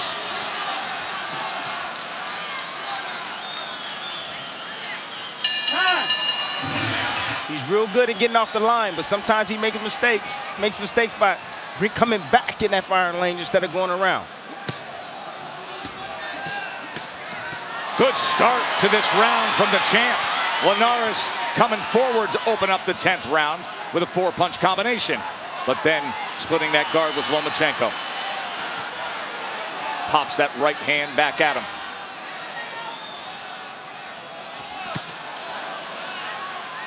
See Loma trying to work free there as Linares tied up that left hand.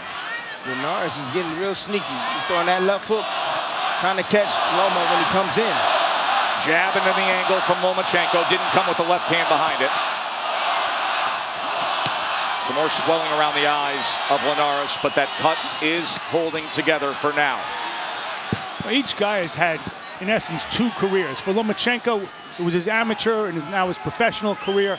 For Linares, after the Sergio Thompson fight, he was ready to quit. That was 13 wins ago.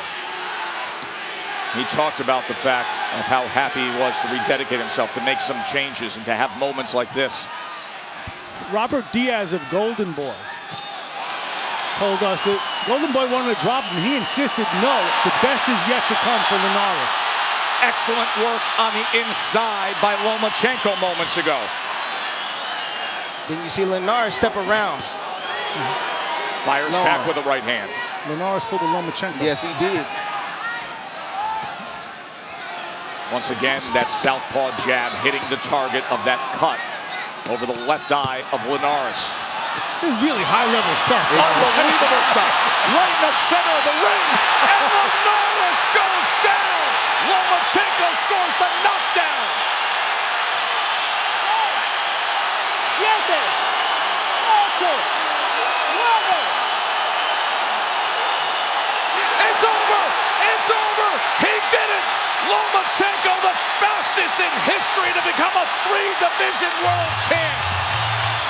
There's a Lomachenko landing combinations on Linares. Finds that liver shot as Linares tries to throw that right hand. He found a little spot. Right there. Right there underneath the arm. Left hand of Linares. Liver shot, as they say, on the button. Boom! Wow. Good luck surviving that.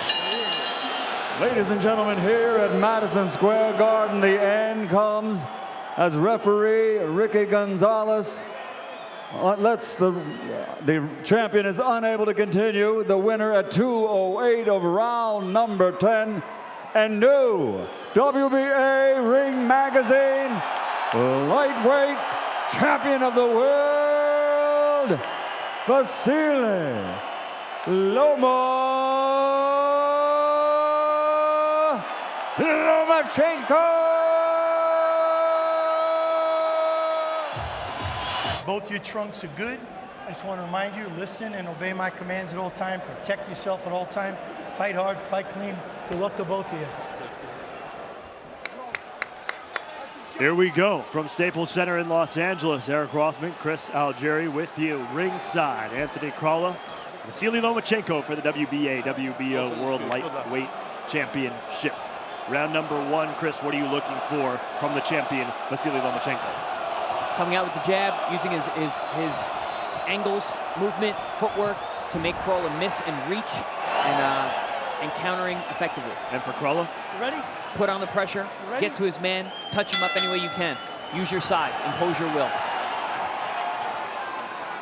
Lomachenko 12-1, 9 knockouts. Crolla 34-6-3 with 13 knockouts. He has won 3 straight fights, making him the #1 WBA contender for Lomachenko's belt. Lomachenko coming off a win in December against Jose Pedraza that unified the WBA and WBO lightweight belts. Making his defense against the 12-year pro, Anthony Crolla. Lomachenko coming out very poised, very relaxed, using a probing jab, not really stepping on the gas pedal too much yet. Feeling his man out, but controlling the center of the ring. 13 fights for Lomachenko. 8 opponents have been world champions. The names like Pedraza, Linares, Rigondeaux, Sosa, Walters, Martinez, Russell, and Salido. The 1 loss coming at the hands of Salido. who, while not making weight for that fight, still did pick up the victory. Loma's second fight of his career.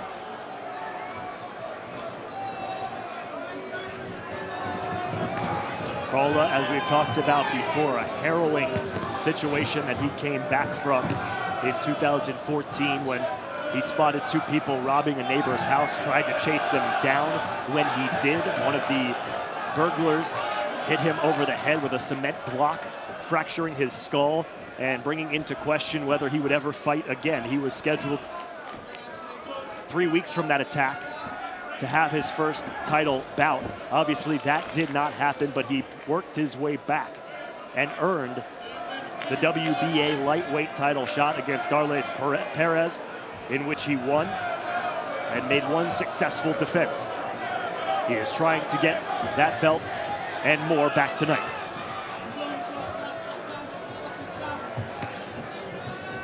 So far, we're seeing Loma dictating the pace, basically just maneuvering Crolla without throwing many punches, just kind of walking him down, putting him on the ropes.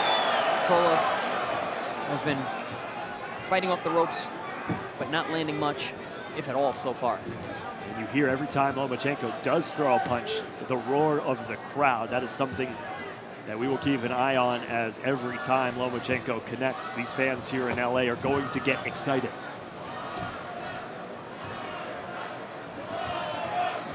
Final 10 seconds of round number one, a feel-out round between Lomachenko and Crolla.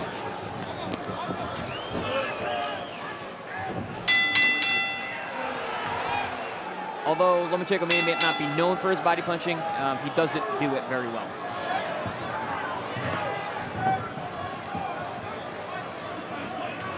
Round number two of a scheduled 12 between these two.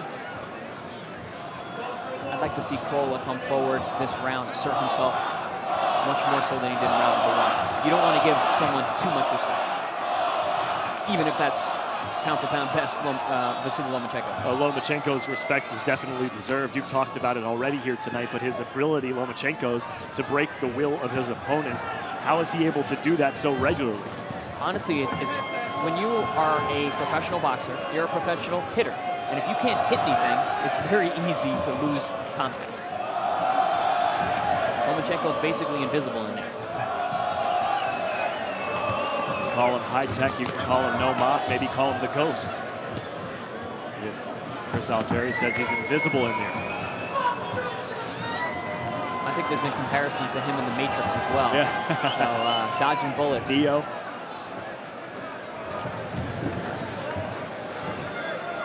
Crolla continuing to dance around the outside of the ring. Lomachenko calm, cool, and collected. He has Crolla in the corner right now. Crolla with a sweeping left hook.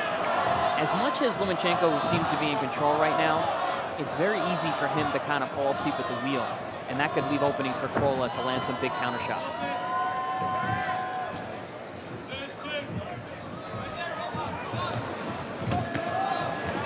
So far, Chris, we've seen Lomachenko do a good job of controlling the ring, controlling the positioning. He's gotten Crolla in this position in the corner quite a few times, but not really attacking once he gets him in there. Yeah, not so much just yet. I think he'll open up as time goes on. He's still trying to feel his man out. Good body shot there by Crolla, which you had mentioned earlier in between rounds. Three-punch combination for Crolla that led off back-to-back jabs. Swing and a miss by Crolla. There's the elusiveness of Lomachenko. You know what I really like about Lomachenko, and something maybe a lot of people at home haven't really noticed? It's his ability to change speeds. His change-up punch is really, really an excellent aspect of his game. Not everything he throws is fast. He'll pick, he'll prod, he'll touch, and then zip, he'll throw a fastball down the middle. Got Crolla in the corner. Good left uppercut by Lomachenko. Final 30 seconds of round number two, and now Lomachenko coming to life. Body shots and a left cross. I think that body shot had an effect on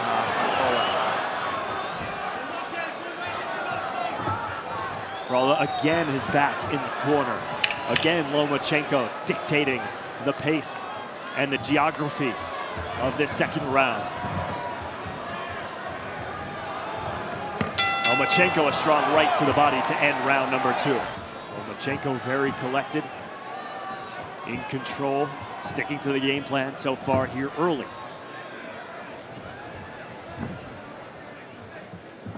Now this is a position for Krolla he has not been in through the first 2 fights, and that's standing in the center of the ring, and Lomachenko doesn't allow that to last too long. I see Krolla's coming out with his left jab, which he hasn't done yet, and that's something I'd like to see him use more. He has a very good jab. He is a good boxer, great body puncher. He's got to go out there and be Anthony Krolla. Again, Lomachenko doubling up on the jab. Again, we see Krolla ending up with his back on the ropes.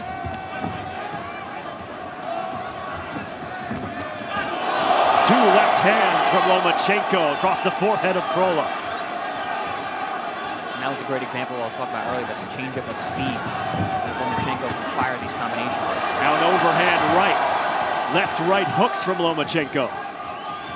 Ooh, beautiful. Beautiful footwork by Lomachenko to change his angle and find Krolla.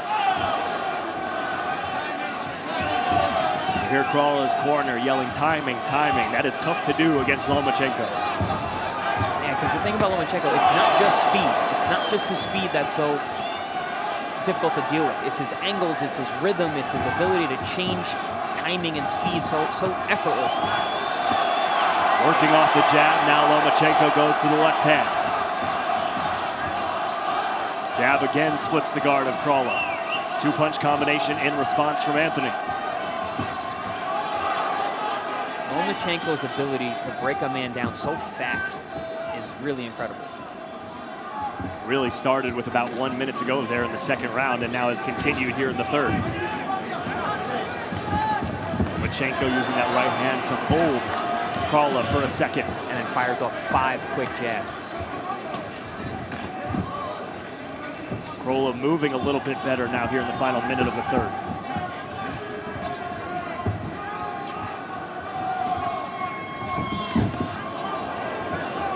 Lomachenko gets inside again with that left hand. It's that quick pop. Chris has talked about the change of speed that Lomachenko throws off his opponents with. His ability to find openings. 8, 9, 10 punches unanswered from Lomachenko with Krolla on the ropes. A left hook, another left hook. Krolla's back's on the ropes. Lomachenko smells blood. Lomachenko with 15 seconds to go in the third. Krolla being held up by the rope, and that's a knockdown. Lomachenko thinks the fight's over. It is not over. It's not over. The fight is still going on. There are doctors in the ring. What is going on? Jack Reese is the referee, confused as anybody. Lomachenko thought the fight was over. He had to step in between the two, which a lot of times people think means the referee is stopping the fight. That was merely because where Krolla was positioned on the ropes, there was no other way to stop Lomachenko from hitting. And that is different than a standing 8 count. That was a saved by the rope situation. Lomachenko picking up right where he left off. Almost the same exact position. Krolla caught again. Overhand right misses. Krolla averts danger, at least for the moment. Same exact spot of the knockdown a moment ago. Lomachenko needs to be careful here. He doesn't want to throw caution to the wind. He still has a dangerous champion in front of him. Uppercut with the left, overhand right. Krolla swings and misses and then retreats back to the ropes. Oh. And a 2-punch combination drops Krolla on his face. That is it. Lomachenko is supreme.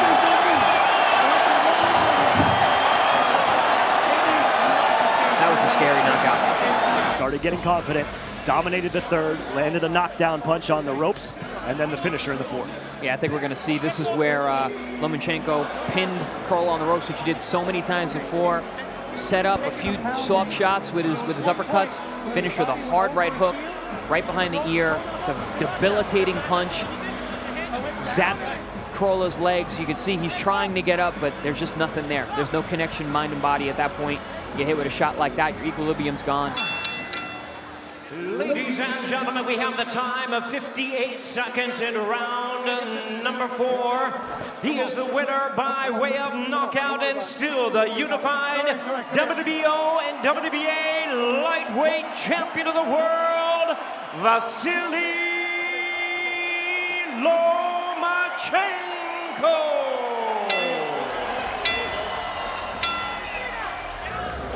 Okay, your belt here, it's pretty high. Anything underneath there is a foul. You're good there.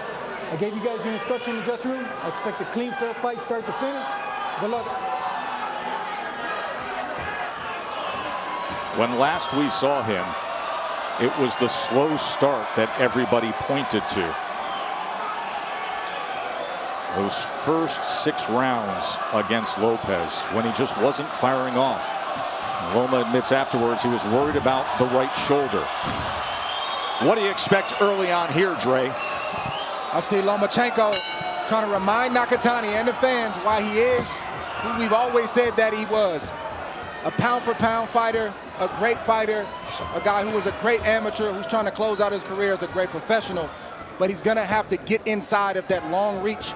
Nakatani has a 4-inch height advantage, 5.5-inch reach advantage.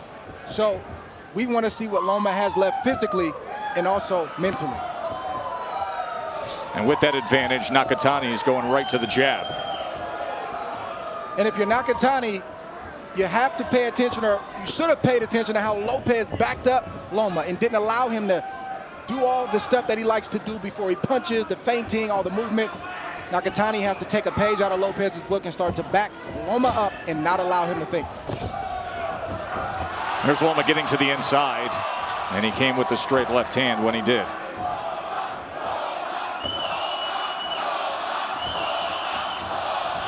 Oh, great angle, and a left hand lands. That's when he's at his best, when he is able to create angles and be offensive. And when it comes to power punches, Tim, we talked about this. Loma is one of the best in all of boxing, #3 among all active fighters, landing over 47% of his power punches. Meanwhile, Nakatani opponents land 38.7% of their power punches. Loma's coming out more aggressive than we usually see him. Oh, right hand down the middle. As Loma attempted 2 jabs to move in to throw a left hand, Nakatani timed him with the right hand. Nakatani has a lot of confidence in that right hand. Lead left again from the former champ. It's going to be about patience for Loma. You know, a matter of time. Oh, protect yourself at all times. There was a clash of heads. The referee did not come in, and Loma fired off a punch. Forehead of Loma's bleeding. Dripping down his nose at the moment. So a gash opens up with a minute left here in round 1 on that clash of heads. We'll take a look at the position, but it looks like it's well above the eye.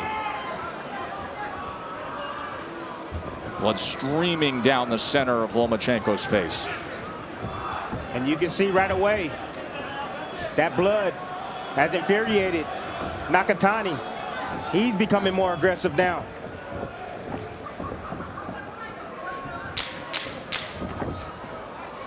Stop, right. That may be all the way up on the hairline, not near the eye. All that stuff, all that blood's coming down, Tess. You're gonna have a cut, Tess. That's probably the best place to have one, is on top of your head instead of around your eyebrows where it impairs your vision.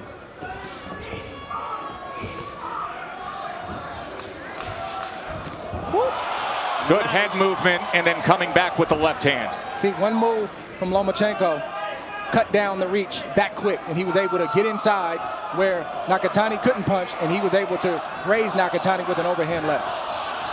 Ooh, there it is. He's able to get to the inside against the much taller fighter.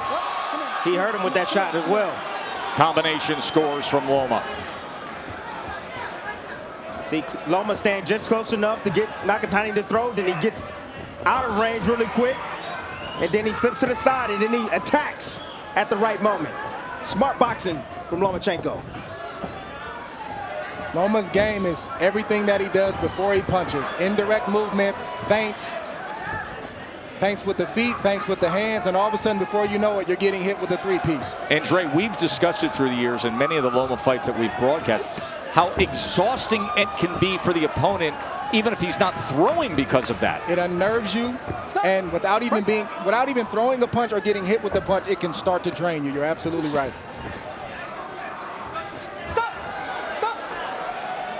But Nakatani needs to start pushing Lomachenko back. He can't be in the front row of the Lomachenko show because it won't go well.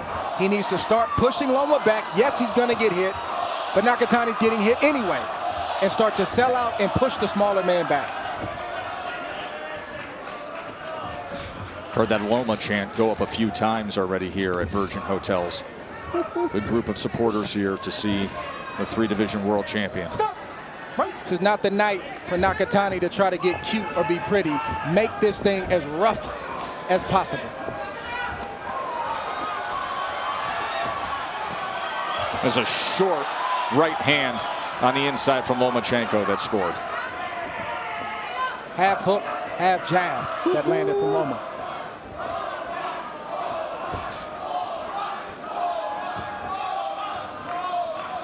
Loma beats your mind before he beats your body, and that's what's happening right now to Nakatani. Stop! See, one of the areas that Loma is avoiding right now is the body. He needs to hit the body of Nakatani. Slow him down. Whoop. Nice shot right there. That left hand is open all night long. Loma able to get out of range and then come with the attack. There's the angle that we're so used to seeing. He often does it when he triple jabs.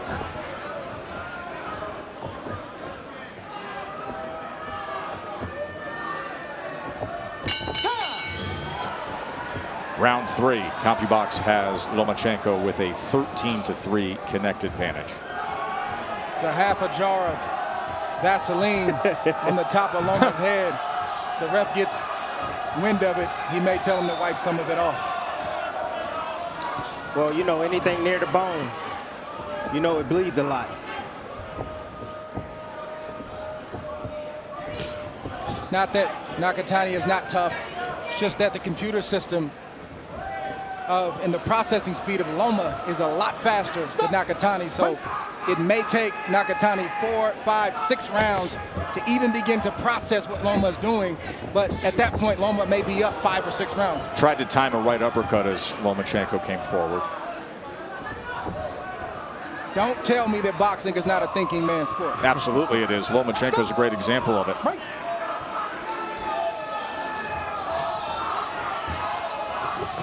This is a guy that naturally is really a featherweight, a 126-pounder that just has enjoyed the challenges. Oh, there's a left hand, a lead left that does damage there. That's right.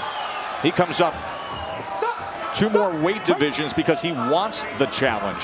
He's the smaller man, but he says my boxing IQ, my skill, that computer system that you know, Dre, can overcome the size differential.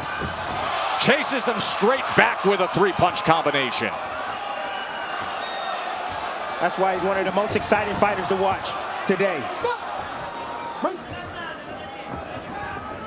The veteran move right there from Loma. He didn't take the bait from Nakatani. He knows that Nakatani's bewildered right now and frustrated. Of course you want me to go into the lion's den where your back is against the rope and you can try to get a big right hand off. No, you're going to come back out to sea with me where you basically have no answers. Pick him up, pick him up, pick him up, pick him up. Ruiz warns Nakatani for that right hand that strayed low. They will touch them up here. Minutes ago in round 3.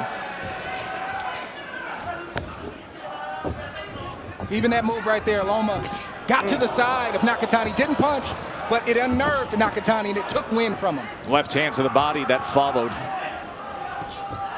Looked like it was the punch that could have been placed with the move that you described. Then he came back to it. I like what Nakatani's doing right now. He's attacking the body of Lomachenko. I saw that was a weakness in the fight against Lopez.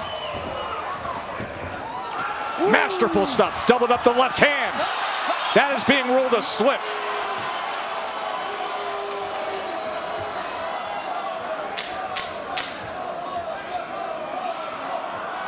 We wondered if we would see vintage Lomachenko, purpose-minded Lomachenko, angular Lomachenko. much different than what we saw early on back in October. Round 4, and Nakatani has only landed 10% of his total punches thrown against the very elusive and great footwork from Lomachenko. He can do both. He can be a good moving fighter who is offensive minded. Punches the last round 9-4 Lomachenko. Just watch Loma right here. He doesn't see what he wants to see just yet. So he's feinting, he's going to the left, he's going to the right, puts the right jab out. Up, no, I don't see anything yet. Let me bend down. Oh, I could have had that. Oh, I get that jab. Oh, ooh, right hand. Right hand from Nakatani. But watch Loma make the adjustment. You typically don't hit a great fighter, a high IQ fighter with the same punch twice. See that body work right there from Nakatani. You can see Loma trying to pull his body away, lifting his feet up off the canvas. Nice move right there from Lomachenko, but didn't make Nakatani pay.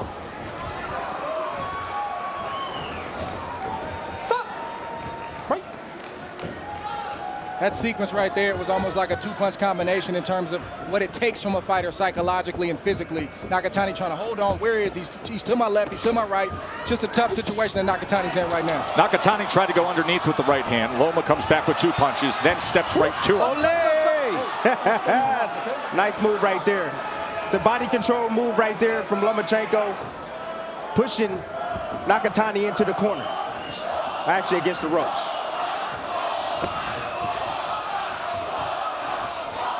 Misses with the right hand. He's got to buy that lottery ticket, though.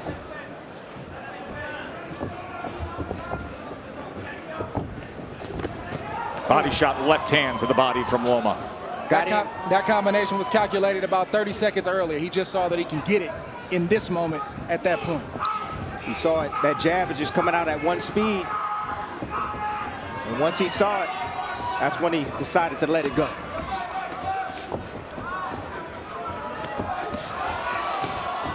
A lot of holding and grappling from Nakatani. Not sure what he needs to do at this moment. Good body work right there from Nakatani. I told you, Lomachenko does not like getting hit down to the body. No fighter does. Man.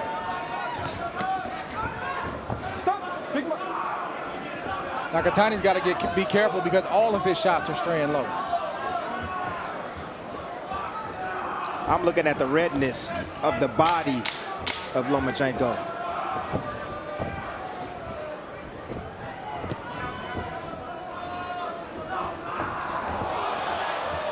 End of 4. Loma is seeking the rematch. There are a lot of folks out there that were thinking that Teofimo would not go that direction, but now we hear right from Teofimo Sr., yes, we will give him the rematch, but it has to be the next fight after the mandatory defense, because as has long been expected, Teofimo Lopez not long for the 135-pound division.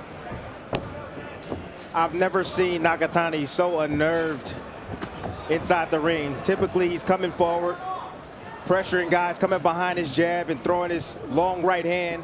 But right now, he's trying to be the counterpuncher, trying to time Lomachenko on the way in. Well, speaking of that, he wasn't unnerved when you have the common opponent of Teofimo Lopez. July 2019, it was a 12-round decision, and Lopez didn't look that great that night. He wasn't showing off his impressive firepower that we've been so used to seeing from the undisputed champ. Not enough body work from Lomachenko tonight. Not enough body work.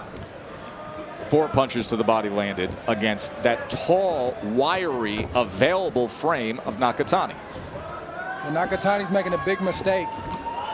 Being a spectator to the Lomachenko show, needs to crash the party and let his hands go and start to push Loma back and rip shots to the body, like you said, Tim, and bring those shots back to the head. That right hand was blocked. Nearly a clash of heads again. We had that in the first round that opened up that cut. A lot of holding from Nakatani. A lot of holding.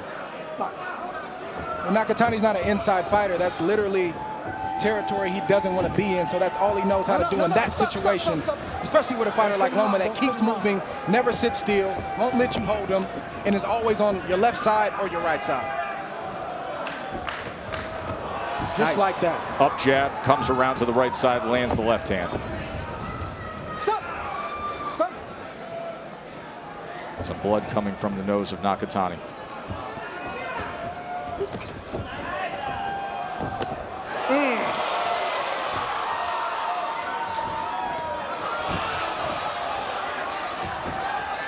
It's no fun, fellas, when you get hit flush like that and you can't get anything in return. It's no fun at all. Getting roughed up too. Those arms. Handy getting roughed up too in the inside by Lomachenko.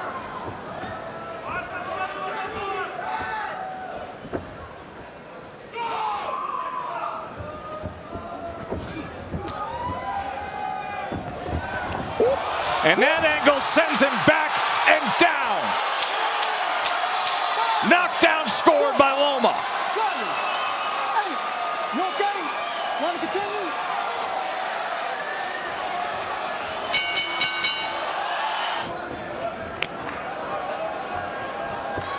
So the knockdown scored in round 5.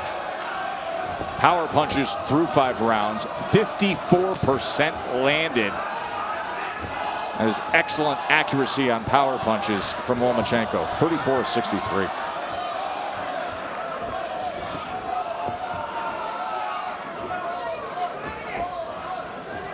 To your point, Dre, Nakatani can't fight the inside. His transition game is terrible. So every time he shoots a jab out there, Loma is following that jab with his offense. That's how he's getting inside and catching Nakatani.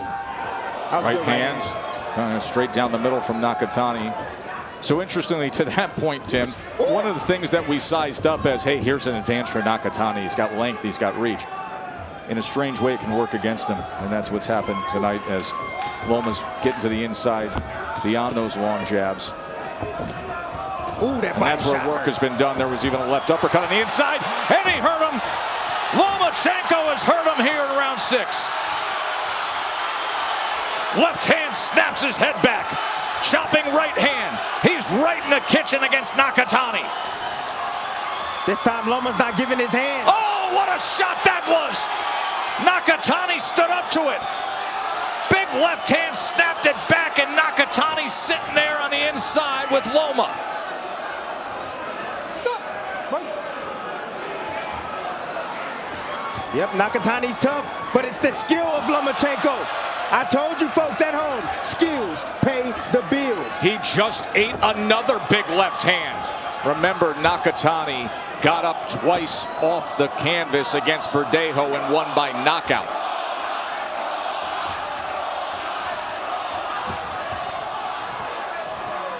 He's sitting there in the center of the ring, and now he's firing off 1-2s. Yeah, it's a recharge right now from Lomachenko. Now he's going to figure out a way to get back in the inside and do it all over again. He knows that right hand is coming. He's going to have to slip and avoid that right hand to get inside. There's blood around the right eye of Nakatani. There's blood coming from his nose and his mouth as well.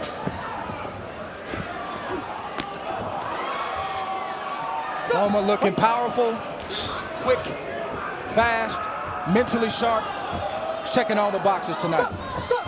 I need the DJ to play Y'all Must Have Forgotten by Roy Jones. I need him to play that right now. Lomachenko's in the zone right now.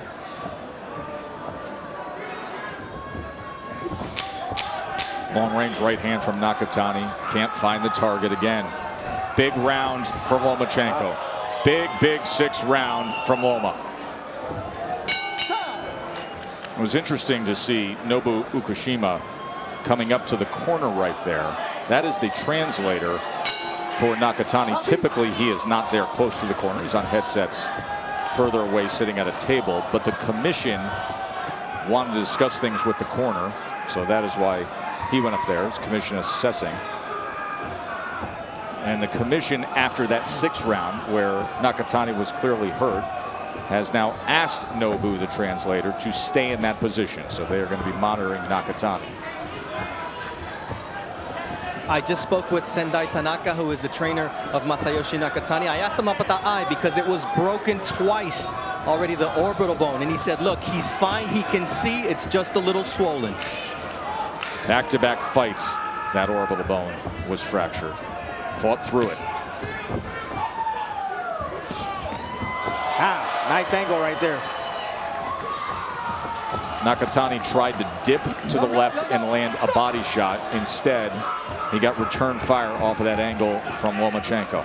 If you notice, Loma never allows Nakatani to be comfortable on the inside. He's either trying to pull his arms away from Nakatani or he's trying to land little short shots. That's an alpha move from Loma, and he's basically letting Nakatani know that you're not safe in any area in this ring. That has been proven. Like that, closing the gap and coming up with that left hand. Watch your head. Stop, stop. Turn around, turn around.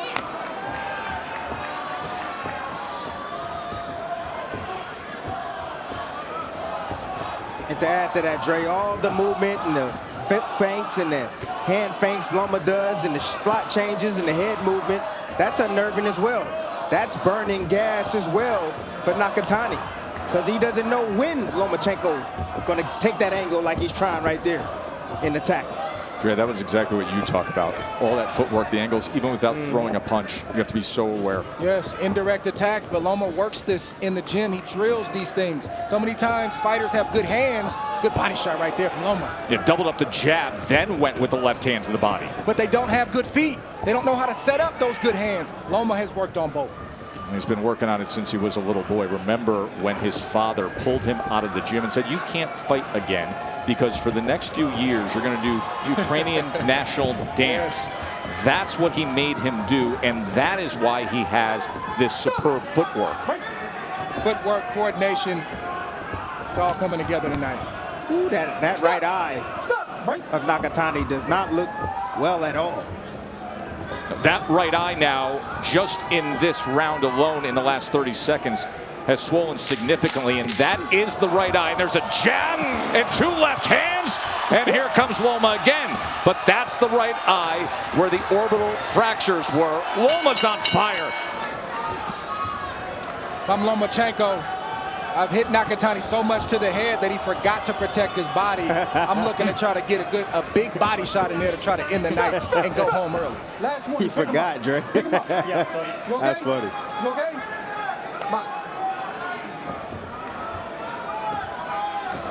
This is what great fighters do. They answer the questions that are asked about them. If you don't perform well, you don't make excuses. You show up in the ring and you prove to the whole world that you still got it, and Loma's doing that right now. Loma has gotten better from his losses. When he was an amateur, he avenged his loss twice by beating the guy twice. He lost to Salido, comes back and he beats Gary Russell Jr. Wins a world title. Watch your head, watch it. He lost to Lopez, and now you're seeing he started faster this time. He's stronger, and the footwork is there. We're seeing vintage Lomachenko. Well, he has a right shoulder that's surgically repaired and that he can trust. As he told everybody, the first 6 rounds against Teofimo Lopez, I was worried about the shoulder. I thought I would have to save it. I didn't think I could get through things with it. And he let those early rounds go away. Lopez took advantage, give credit to Teofimo, and then Teofimo finished strong as well, landing 50 punches in the 12th round. For Nakatani, it's simple math. You're getting hit when you don't throw the right hand and you just pose in front of Lomachenko. So why not throw the right hand? You landed a few of them, uppercuts, overhand rights, straight rights, and if you get hit, at least you tried to land in the process. May as well. Give yourself a chance to Lead land left a shot. again, and so accurate. And then he shoe shines and then comes upstairs. Nakatani is one tough cookie. Isn't he? Guy can take. Loma lands a big body shot with that left hand. It's going to be hard for Nakatani to recover from that. If it lands in the right place. See, sometimes we can confuse toughness with skill. Yes, toughness could be a part of skill. You can be tough, but skill is what matters inside that ring. Yes, you can be tough as well, but the skill that we're seeing from Lomachenko is showing. It is something.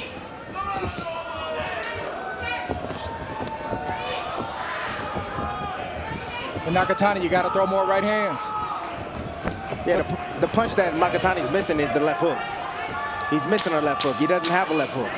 So he can't throw it. We know he has a right hand, though. Yeah. And he needs to throw it. Well, he's got a problem opposite him. The place reopened on May 22nd, and it was Josh Taylor's history-making win against Jose Ramirez to become the undisputed junior welterweight champ. A week ago, we saw Naoya Inoue, who is right there atop the pound-for-pound list. Many have him top 3 in the world. And now a guy who had been #1, Vasiliy Lomachenko, looking to regain his status, trying to secure a rematch with Teofimo Lopez. Teofimo Lopez Sr., father and trainer of the undisputed lightweight champion, said, "We will do the rematch." Yes, it has to come next after our mandatory defense against Kambosos, though. And everybody would love to see that. I'm going to say it again, Tess. The answer for Lomachenko to go home early is the left to the body. Straight right, or maybe a right hook. Straight right to the body, looping left to the body. Nakatani is hurt. Can he finish him? He's trying to hold on against Loma. Nakatani is damaged. Remember, he went down in the 5th. He was hurt badly in the 6th. And now here in the 9th, can he survive? That right eye looks a bit closed to me from Nakatani. And more work right there from Lomachenko. He's off balance. Let's see Loma close the show. Can he do it right here? Short work on the inside. Oh, straight left, and Nakatani just wraps him up. Look at his face, damaged, battered, bruised. There's the left to the body. How is Nakatani standing up to this? Too tough for his own good. Lomachenko, body work, sweeping left hand. It is over. Loma is back. Vintage form. Vasiliy Lomachenko. Just a matter of time. You can see the right eye of Nakatani shut, closed shut from the punishing blows that Lomachenko landed with his left hand.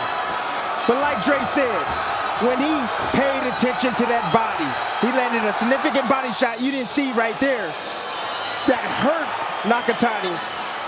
And just the follow-up combinations, taking angles, punishing blows, power shots, coming from Lomachenko, just showing his greatness once again. People, you gotta understand, this guy, Lomachenko, is a legend in the sport. Ladies and gentlemen, here inside the Virgin Hotel, Las Vegas, referee Celestino Ruiz calls a stop to this bout at 1 minute, 48 seconds of round number 9. Declaring your winner by technical knockout, Vasiliy Lomachenko!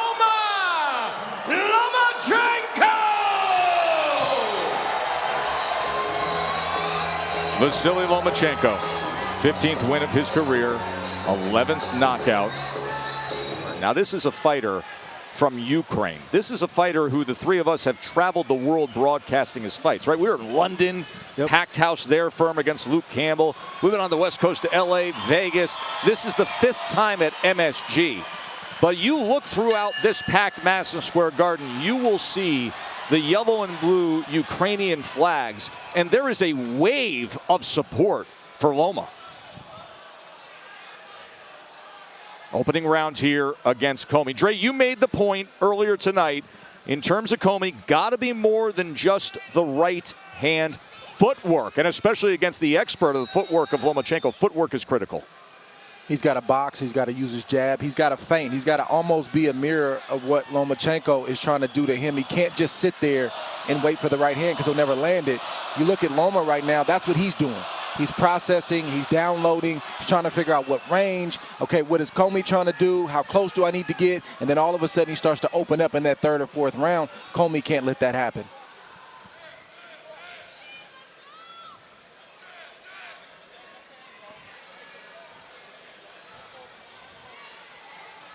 Loma will almost lull opponents to sleep with what he does in the first 2 rounds. And they'll say, well, he's not as bad as I thought he was. He's not as good as they said he was. And then all of a sudden, he turns it on. You've always described it as downloading, that computer system of understanding range and distance and how angular he's capable of being against an opponent. Well, I asked him, I said, how long does it take you to figure out a guy an opponent, he says 2 rounds. That's all I need, 2 rounds to figure him out. Now, the great criticism in terms of starting a little slow, it wasn't downloading, it was purposeful, was in the upset against Teofimo Lopez, Dre, where people were saying, what is he doing? He's giving away the first 6 rounds. He did that because he didn't have confidence that his right shoulder could hold up, and he said, I'll just give it a go halfway through. It was too little too late. I'm not sure I fully believe that, and I've stated this whole time. I think that it was the speed, the accuracy, the power of Teofimo Lopez that had Loma hesitant, because you got to realize Loma's a competitor. He's a winner. Winners don't just give up 6 rounds. There's a reason he wasn't throwing that left hand, and then he started to throw it in the back half of the fight down the stretch. Now, Commey has power, short right hand on the inside. He's well above the lightweight averages, Commey, typically. He throws 67.5 punches per round on average. That was a great move by Commey, stepping around. As soon as Loma got her on that angle, he stepped around with him. He took his back leg and spent around with him. There he Exactly is what again. we talked about, right? Understanding that you have to apply the mirrored footwork. Nice body work right there. Commey goes to the body. Wasn't a hard shot. He just tossed it. He threw it in the right spot at the right time.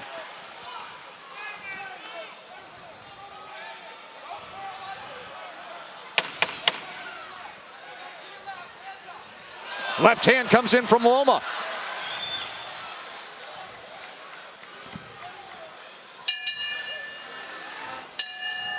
Limited offensive output from both men in that first round. Commey threw more punches, threw 37 total punches is the final tally, landing only 4.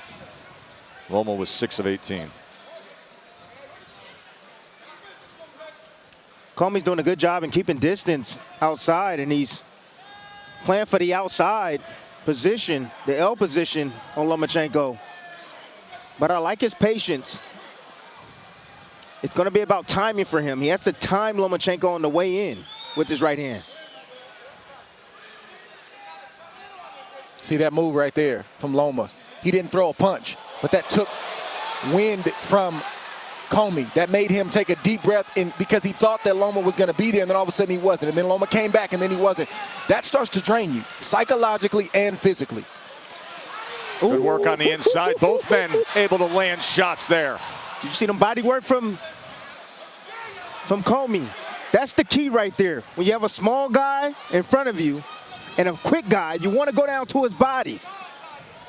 3 times he's been able to land body punches here early on. There's a left hand to the body, and see the angles of Lomachenko as he gets around to the right. Now Commey meets him in the kitchen. Even though Loma landed that shot, I like the poise from Commey, and I like the fact that he had his hands up. And when Loma made the turn, he made the turn with his hands up, so Loma couldn't follow up with a headshot. And to stop that turn of Loma, that front foot step shuffle, you got to throw your left hook. Commey should let his left hook go. Lead left hand from Lomachenko moments ago. Andre Rozier, the trainer for Richard Commey, has been stressing, keeping those hands up. There's the lead left again. Then he goes to the body. Sharpshooting now.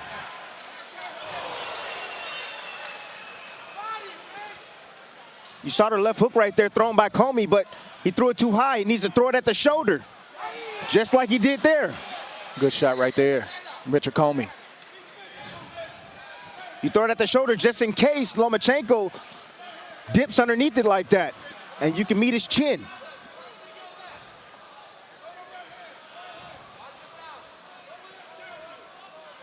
Commey also has to stay poised with some of those movements. Don't get discouraged. That's also where Loma gets fighters. They get discouraged, then they start to get hit, and then they start to get beat up, and they try to figure out what happened. He needs to stay poised and composed. Even when Loma has a good moment or steps to the side like that, just turn with them and stay calm. And forget about the head of Lomachenko. Go to the body. That's where Commey's having success. Ooh. Look at that from Lomachenko. He said, you go back to your corner after that. Andre Ward Lomachenko landed 12 power punches in that second round, including that attention-grabbing left hand. Look at this. Yeah, and they were all flush. You start to see the counter right there. He lands a shot, he grazes it, but then he follows up with an overhand left that Commey felt. And this starts to happen all of a sudden in the second and third round. The opponents start to realize, well, how's he reaching me? Commey has a 5.5-inch reach advantage, but then he does the psychological, hey, you go right there. Go back to your corner. I'll see you next round. As we said earlier, you bring up the height and reach advantage that Commey has. Listen, Lomachenko is not a natural lightweight. This is a guy that first won a title at 126 pounds. He's a little guy. He just wanted the challenge. He's fighting his 7th consecutive opponent who has the height and reach advantage.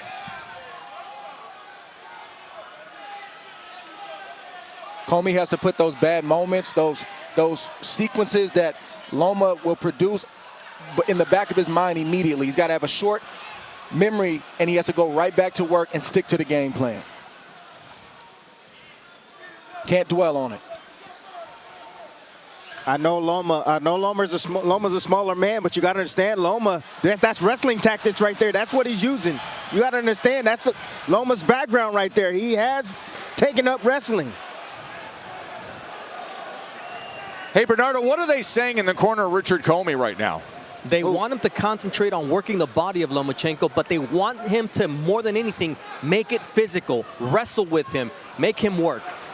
Well, he has landed 7 body shots against Loma to this point. There it is. Loma already won the foot position battle. He's already working those angles on Commey. So Commey, he has to make it rough and tough for Loma by pressuring him. That's it. Good job with the short chopping left hands from Commey. I like how Commey inside, he's not looking for any particular punch or to land any particular place. He's just throwing, and when he does that, he's had success. You're absolutely right. That has been his best. But just as Commey's working and he's exerting energy, you gotta watch the comeback, and here comes Loma. As he took that step to the right, 3-punch combination, they all land clean. There it is again. Incredible footwork. Olay. Well, remember, Dad said, hey, you're going to stop boxing as a kid. You're going to do Ukrainian national dance. That's the foundation to his footwork. Oh, what a shot! Right on the chin.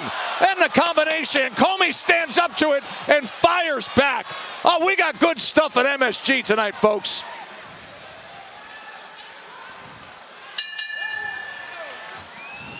And then just moments ago in round 3, we saw this snap of the head back by Lomachenko. Yeah, Commey went to the well too often. He threw the right hand, just throwing it out there, trying to hit Loma, and Loma timed him. Got his head off the line, boom. Slot change, left hand straight down the middle. I think the best shot that Commey has in this fight is to get his jab moving, to try to press Lomachenko back. He's going to get hit, but try to block and cover up as much as you can, and then you got to fire. You just got to fire anywhere to try to land on the body, to the head. You can't, I said early in the fight, he's got to try to box with Loma. It's just too hard. Loma has too much experience, and his IQ is just too in-depth. It's not going to happen tonight. Commey has to try to push Loma back.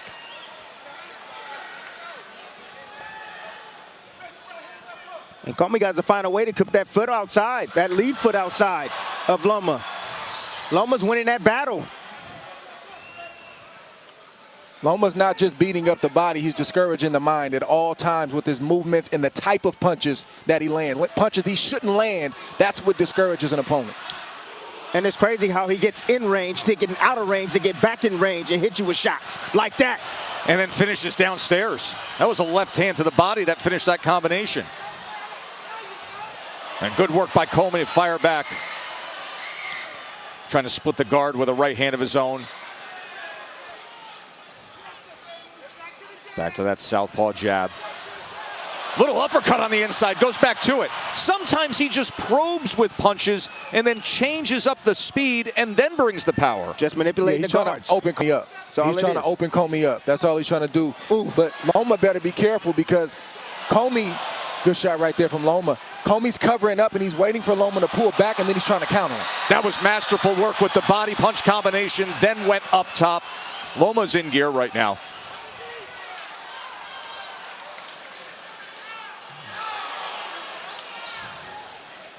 Commey looks like he's breaking down rapidly. right in front of our eyes right now. Commey looked over to his corner for just a moment, and they said circle, circle, circle. Do something different.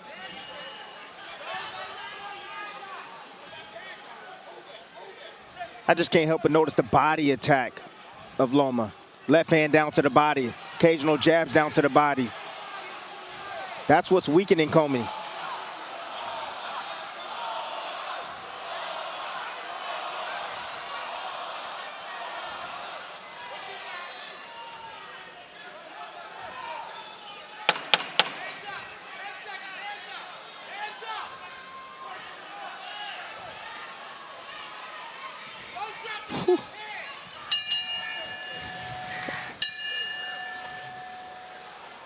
Back here at Madison Square Garden, Vasiliy Lomachenko wants to prove himself against the former champion Richard Commey tonight and stay the course for his quest to try to get the belts back. Goal is to be undisputed, he says, at 135 pounds. 41-25 power punch connect advantage. You see the percent to the body. As Commey has had some limited success there. Loma hasn't been bashful about banging that body as well. Look, Loma banging the body, also making Commey miss. Siphon the gas tank of Richard Commey, and plus all the feints he's doing too. You gotta take that into account as well. That keeps a fighter tense. You're constantly burning energy, sitting there taking all those feints on. Commey's got to be very careful to not become a spectator at his own fight. That's a great he can start point, to look Trey. at Loma. Yes, he can start to look at Loma and all the things that he's doing, and without even realizing it, become a spectator. He's got to stick to the game plan. And Andre Rozier, the trainer of Richard Commey, has to keep him mentally engaged with the game plan.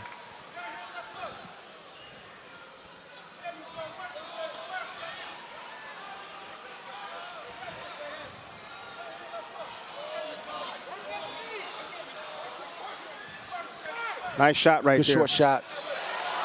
See the hand speed right there. Speed kills. And that first step that Loma has is extremely explosive. Best thing Commey has done tonight was hit to the body. Clean sweep on Andre's scorecard. 4 rounds to zip.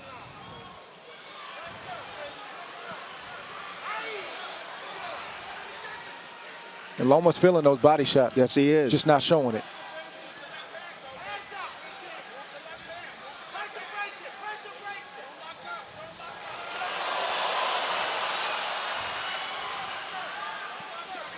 See how Loma getting himself outside.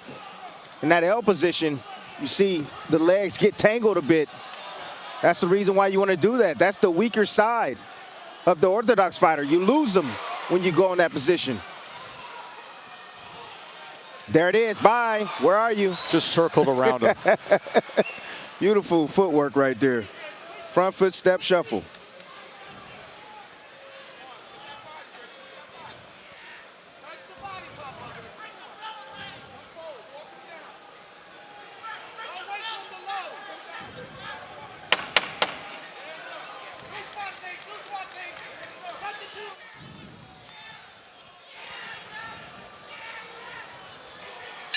End of 5, Loma in control. So I'm getting his final instructions there from Anatoly Lomachenko, affectionately known as Papachenko, his 56-year-old father, who has been named the trainer of the year 2 times in his career, former kickboxer who started his son in boxing at 4 years old. At 4 years old, he was putting him in a stance and teaching him how to throw punches with balance and work on the footwork.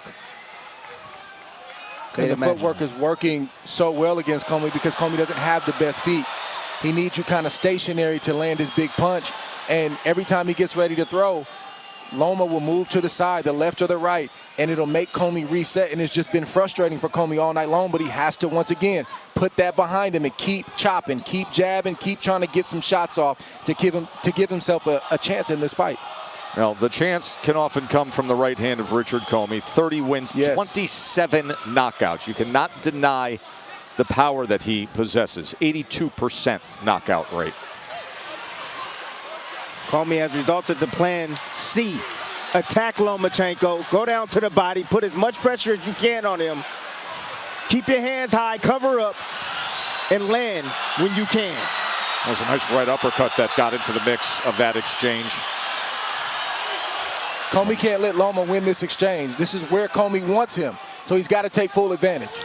Well, if he's at mid-range, Lomachenko got the quicker hands and the shorter hands, so they can get off a lot quicker.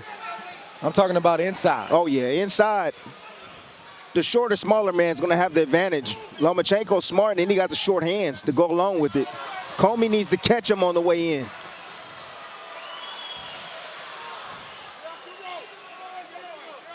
And Loma doesn't defend very well to the body. He'll give up good body shots. Oop, that like one right there.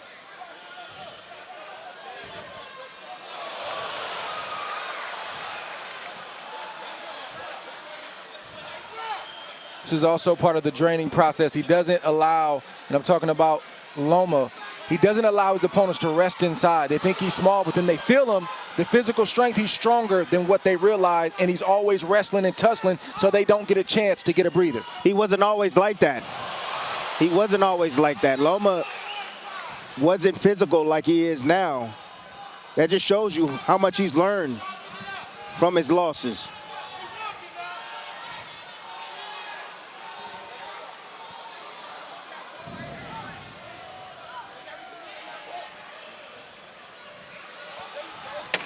Commey has to just keep punching. It just takes one.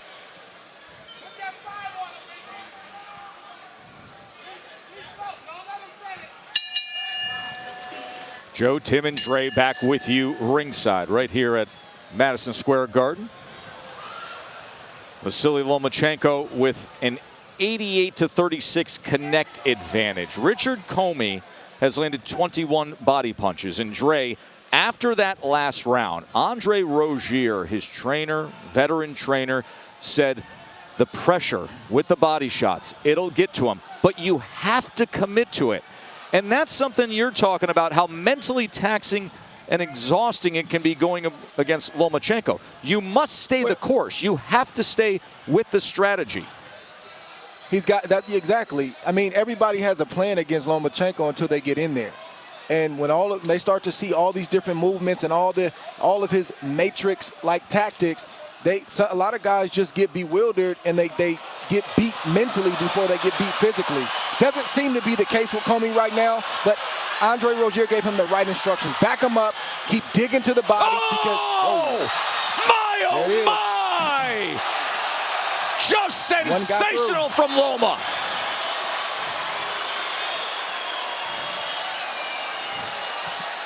Tagged him with the left, and now he's pointing to his corner. He's pointing to Commey's corner and saying, you want me to give him more, or do you want to stop this?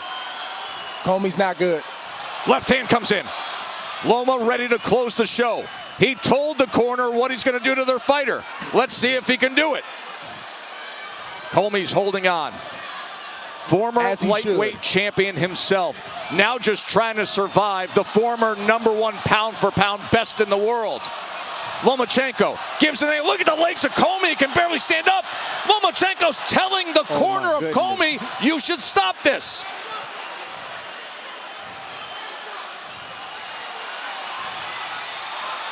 Lomachenko to the inside. Digging to the body, and Commey ties up. Instincts take over, trying to survive. Tough fighter from Ghana. So prideful. Tough can get you knocked out. It can be too tough for your own good sometimes. Uppercut lands, wobbles Commey, batters him upstairs. Raining in shots on both levels is Lomachenko. Commey finds the strength to punch back. Sweeping right hand misses, and Loma lands a left again.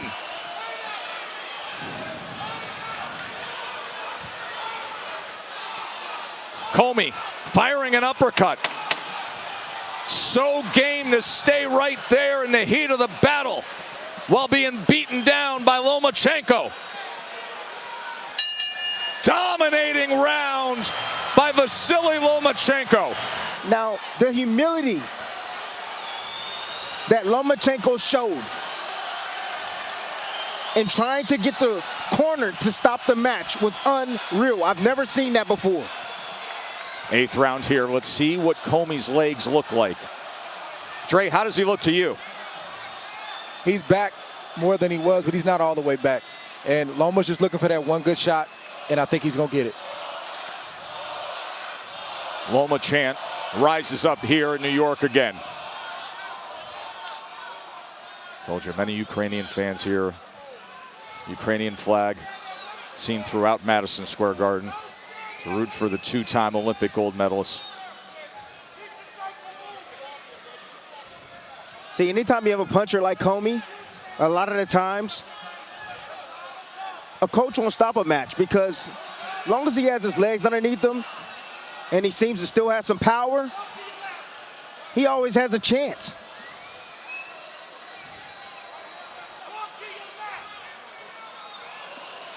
Just looking for the one good shot. He's looking for that left hand, isn't he? Yes, sir. He trying to get him to open up right now. Those small shots right there is to get Commey to open up with something wide so he can counter. Right over the top with something.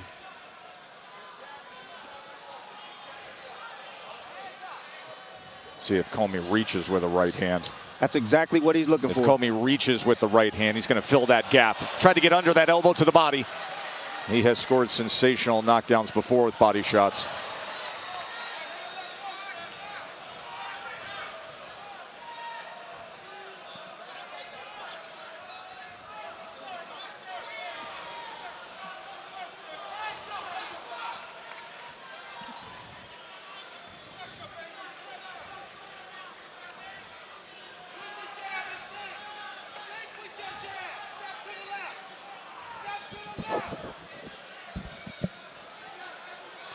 Lomachenko just wanted to see what Commey was going to do.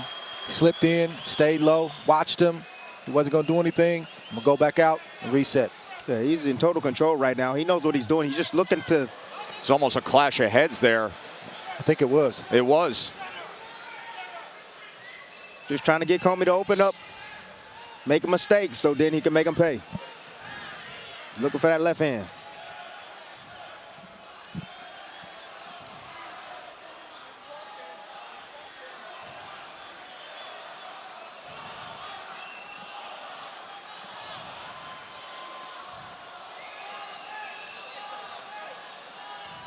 Doop. There it is. A left hand landed flush.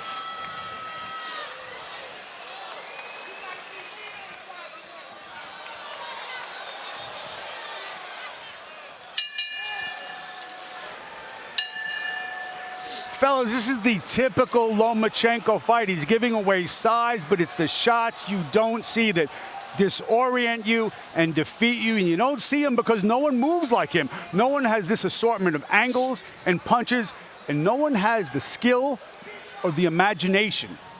And Mark, as we begin round number 9 here, Vasiliy Lomachenko, according to CompuBox, has a 138-44 advantage. As Richard Commey, his game, he survived that 7th round where 36 punches were landed against him in that 7th round. That's the most by any Commey opponent in his career. Commey is biting down right now. Still trying to win this fight. I wouldn't expect anything else from Richard Commey. Angles, space, touching, changing up speeds is Loma again. I think Loma's laying a trap, fellas. It's looked that way for about a round and a half, Dre, hasn't it? He's trying. I think he took the last round off and also wanted to, poke and prod and see what he could see. And he's doing the same thing now. He's way up on the scorecard, so he doesn't mind if Commey has a moment. He wants him to feel so comfortable that he opens up and he can land the shot that ends the night. There's no rush for Loma at this point. It's gonna be a left hand. Nice level change right there. Ooh.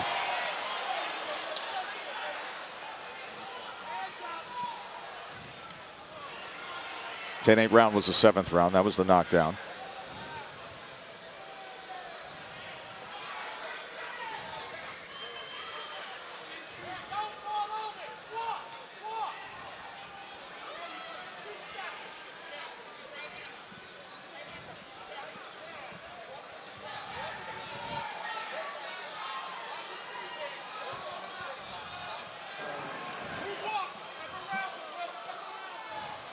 You guys wondering what's going on right now. That's what's going on. Loma's just looking for an opportunity to land the kill shot, which is the left hand. Andre Rozier's biggest concern is that Richard Commey's not circling to his left. He's standing right in front of Lomachenko, and that's where Loma's doing the most damage. It's worth noting Commey's bravery. We've seen guys hurt by Lomachenko before, and they don't come back. He's made a show of his heart. I mean, there was the stretch when we were calling him No Moschenko, as 4 consecutive opponents said no mas in the ring against him and just quit on the stool, didn't want to continue.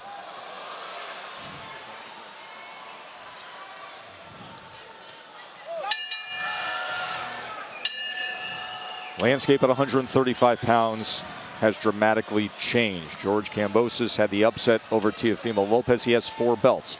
You got Devin Haney out there. You got Tank Davis out there. And then there's Lomachenko, who, Tim Bradley, you say, I understand Kambosos has both belts, but I feel like I know who the best at 135 pounds is. Yeah, we're watching him right now. Lomachenko, without question. If he can get past this, you know, this fight's still not over. You're in there with a puncher. It's to the end.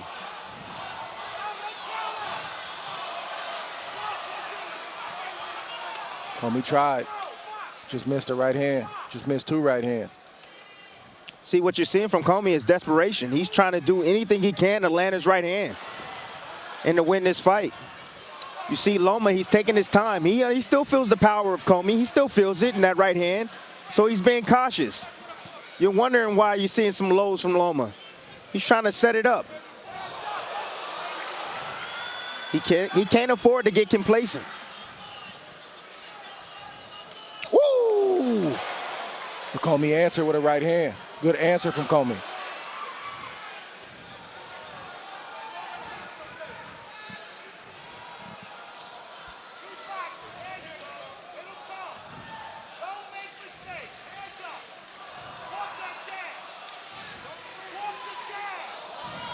That's where Loma needs to go, right there, down to that body.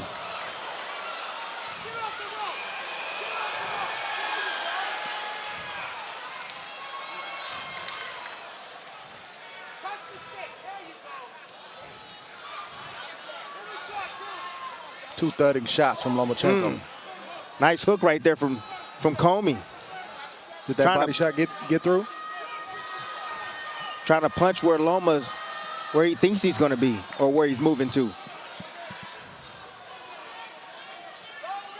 Commey's had brief moments, just that Loma steals the play shortly after.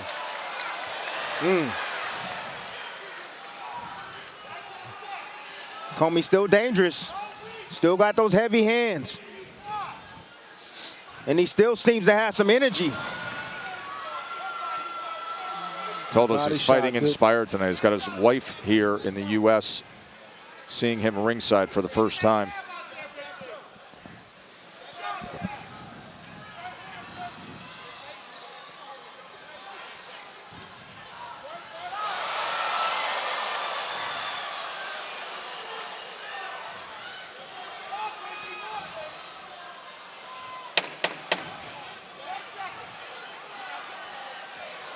Nice little short hook right there from Loma. Moving outside. End of 10. Round number 11. 188 to 58 connect advantage for Lomachenko. Had Commey hurt badly in the 7th round. Just shows you what type of heart that Commey has.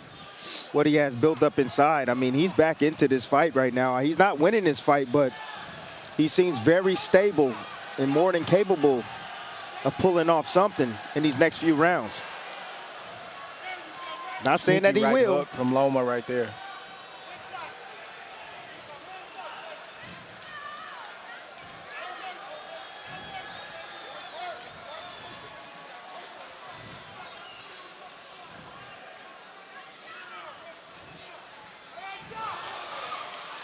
Beautiful movement. Angles from Loma.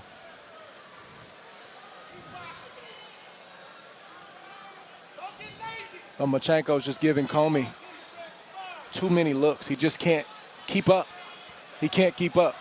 It's too much that Commey has to deal with mentally in this fight for him to even be able to get some momentum and get going.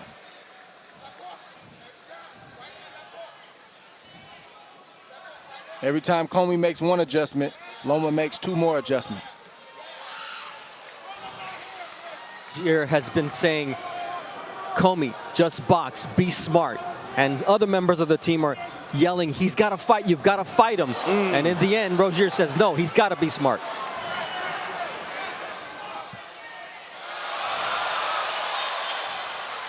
The 8-piece for all your troubles.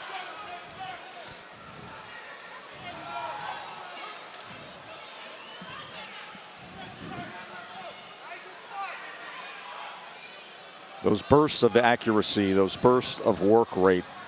So he ended 44% of his total punches. And changing up levels. Mid, goes up, finishes to the body. And the tempo. Yep. You know, he'll speed him up, slow him down, then boom, come with a big shot.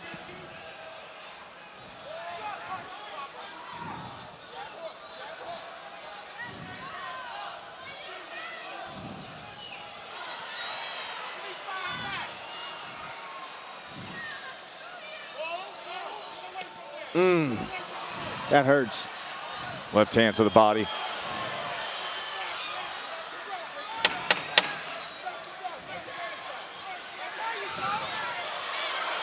And look at Commey. He hears the clap and he fires off. Guy's got heart. Yes, he does. 12th and final round as they touch them up. As Lomachenko has said, this fight, the next step to my goal. Goal is to be undisputed world champion. He was oh so close. Fought Teofimo Lopez with that opportunity. And now this division, far more interesting today than it was just a month ago. Wow. Beautiful footwork. Commey shook his head like, man, how do you do that? Both fighters are trying to do something big in this last round.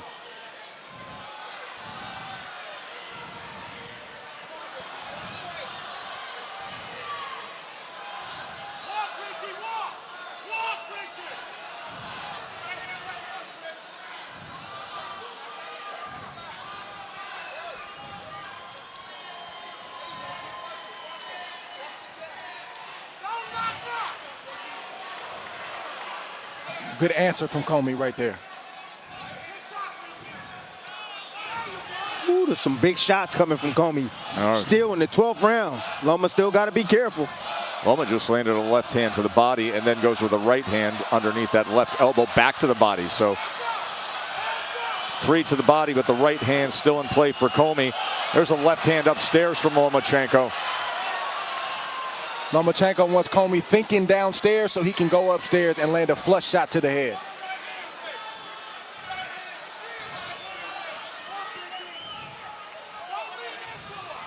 Those body shots are vicious. Aren't they? From Loma. You see what they do. See Commey standing still now, trying to brace himself for them body shots coming from Lomachenko. So left coming upstairs within this next minute, fellas. Think he'll set it up to the body or feint to the body, then come upstairs? Yeah, I think that's what he's doing. He's had success down low, so he's going to try up top one more time. I'm asking for the uppercut from Commey. Sit, wait, when he attacks, shoot that uppercut, especially when he goes down to the body.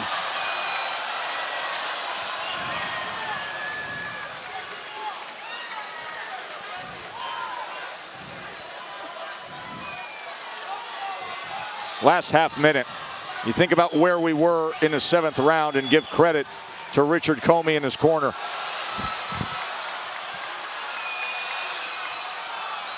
But the skill, the will, the class of Vasiliy Lomachenko, it has been evident all night long.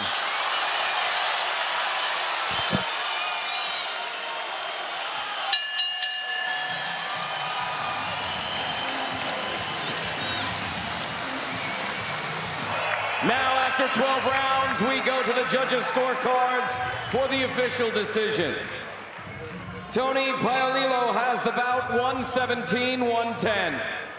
Eric Marlinski and Tom Schreck both score the bout 119-108 for your winner by unanimous decision, and now the WBO Intercontinental Lightweight Champion, Vasiliy Lomachenko.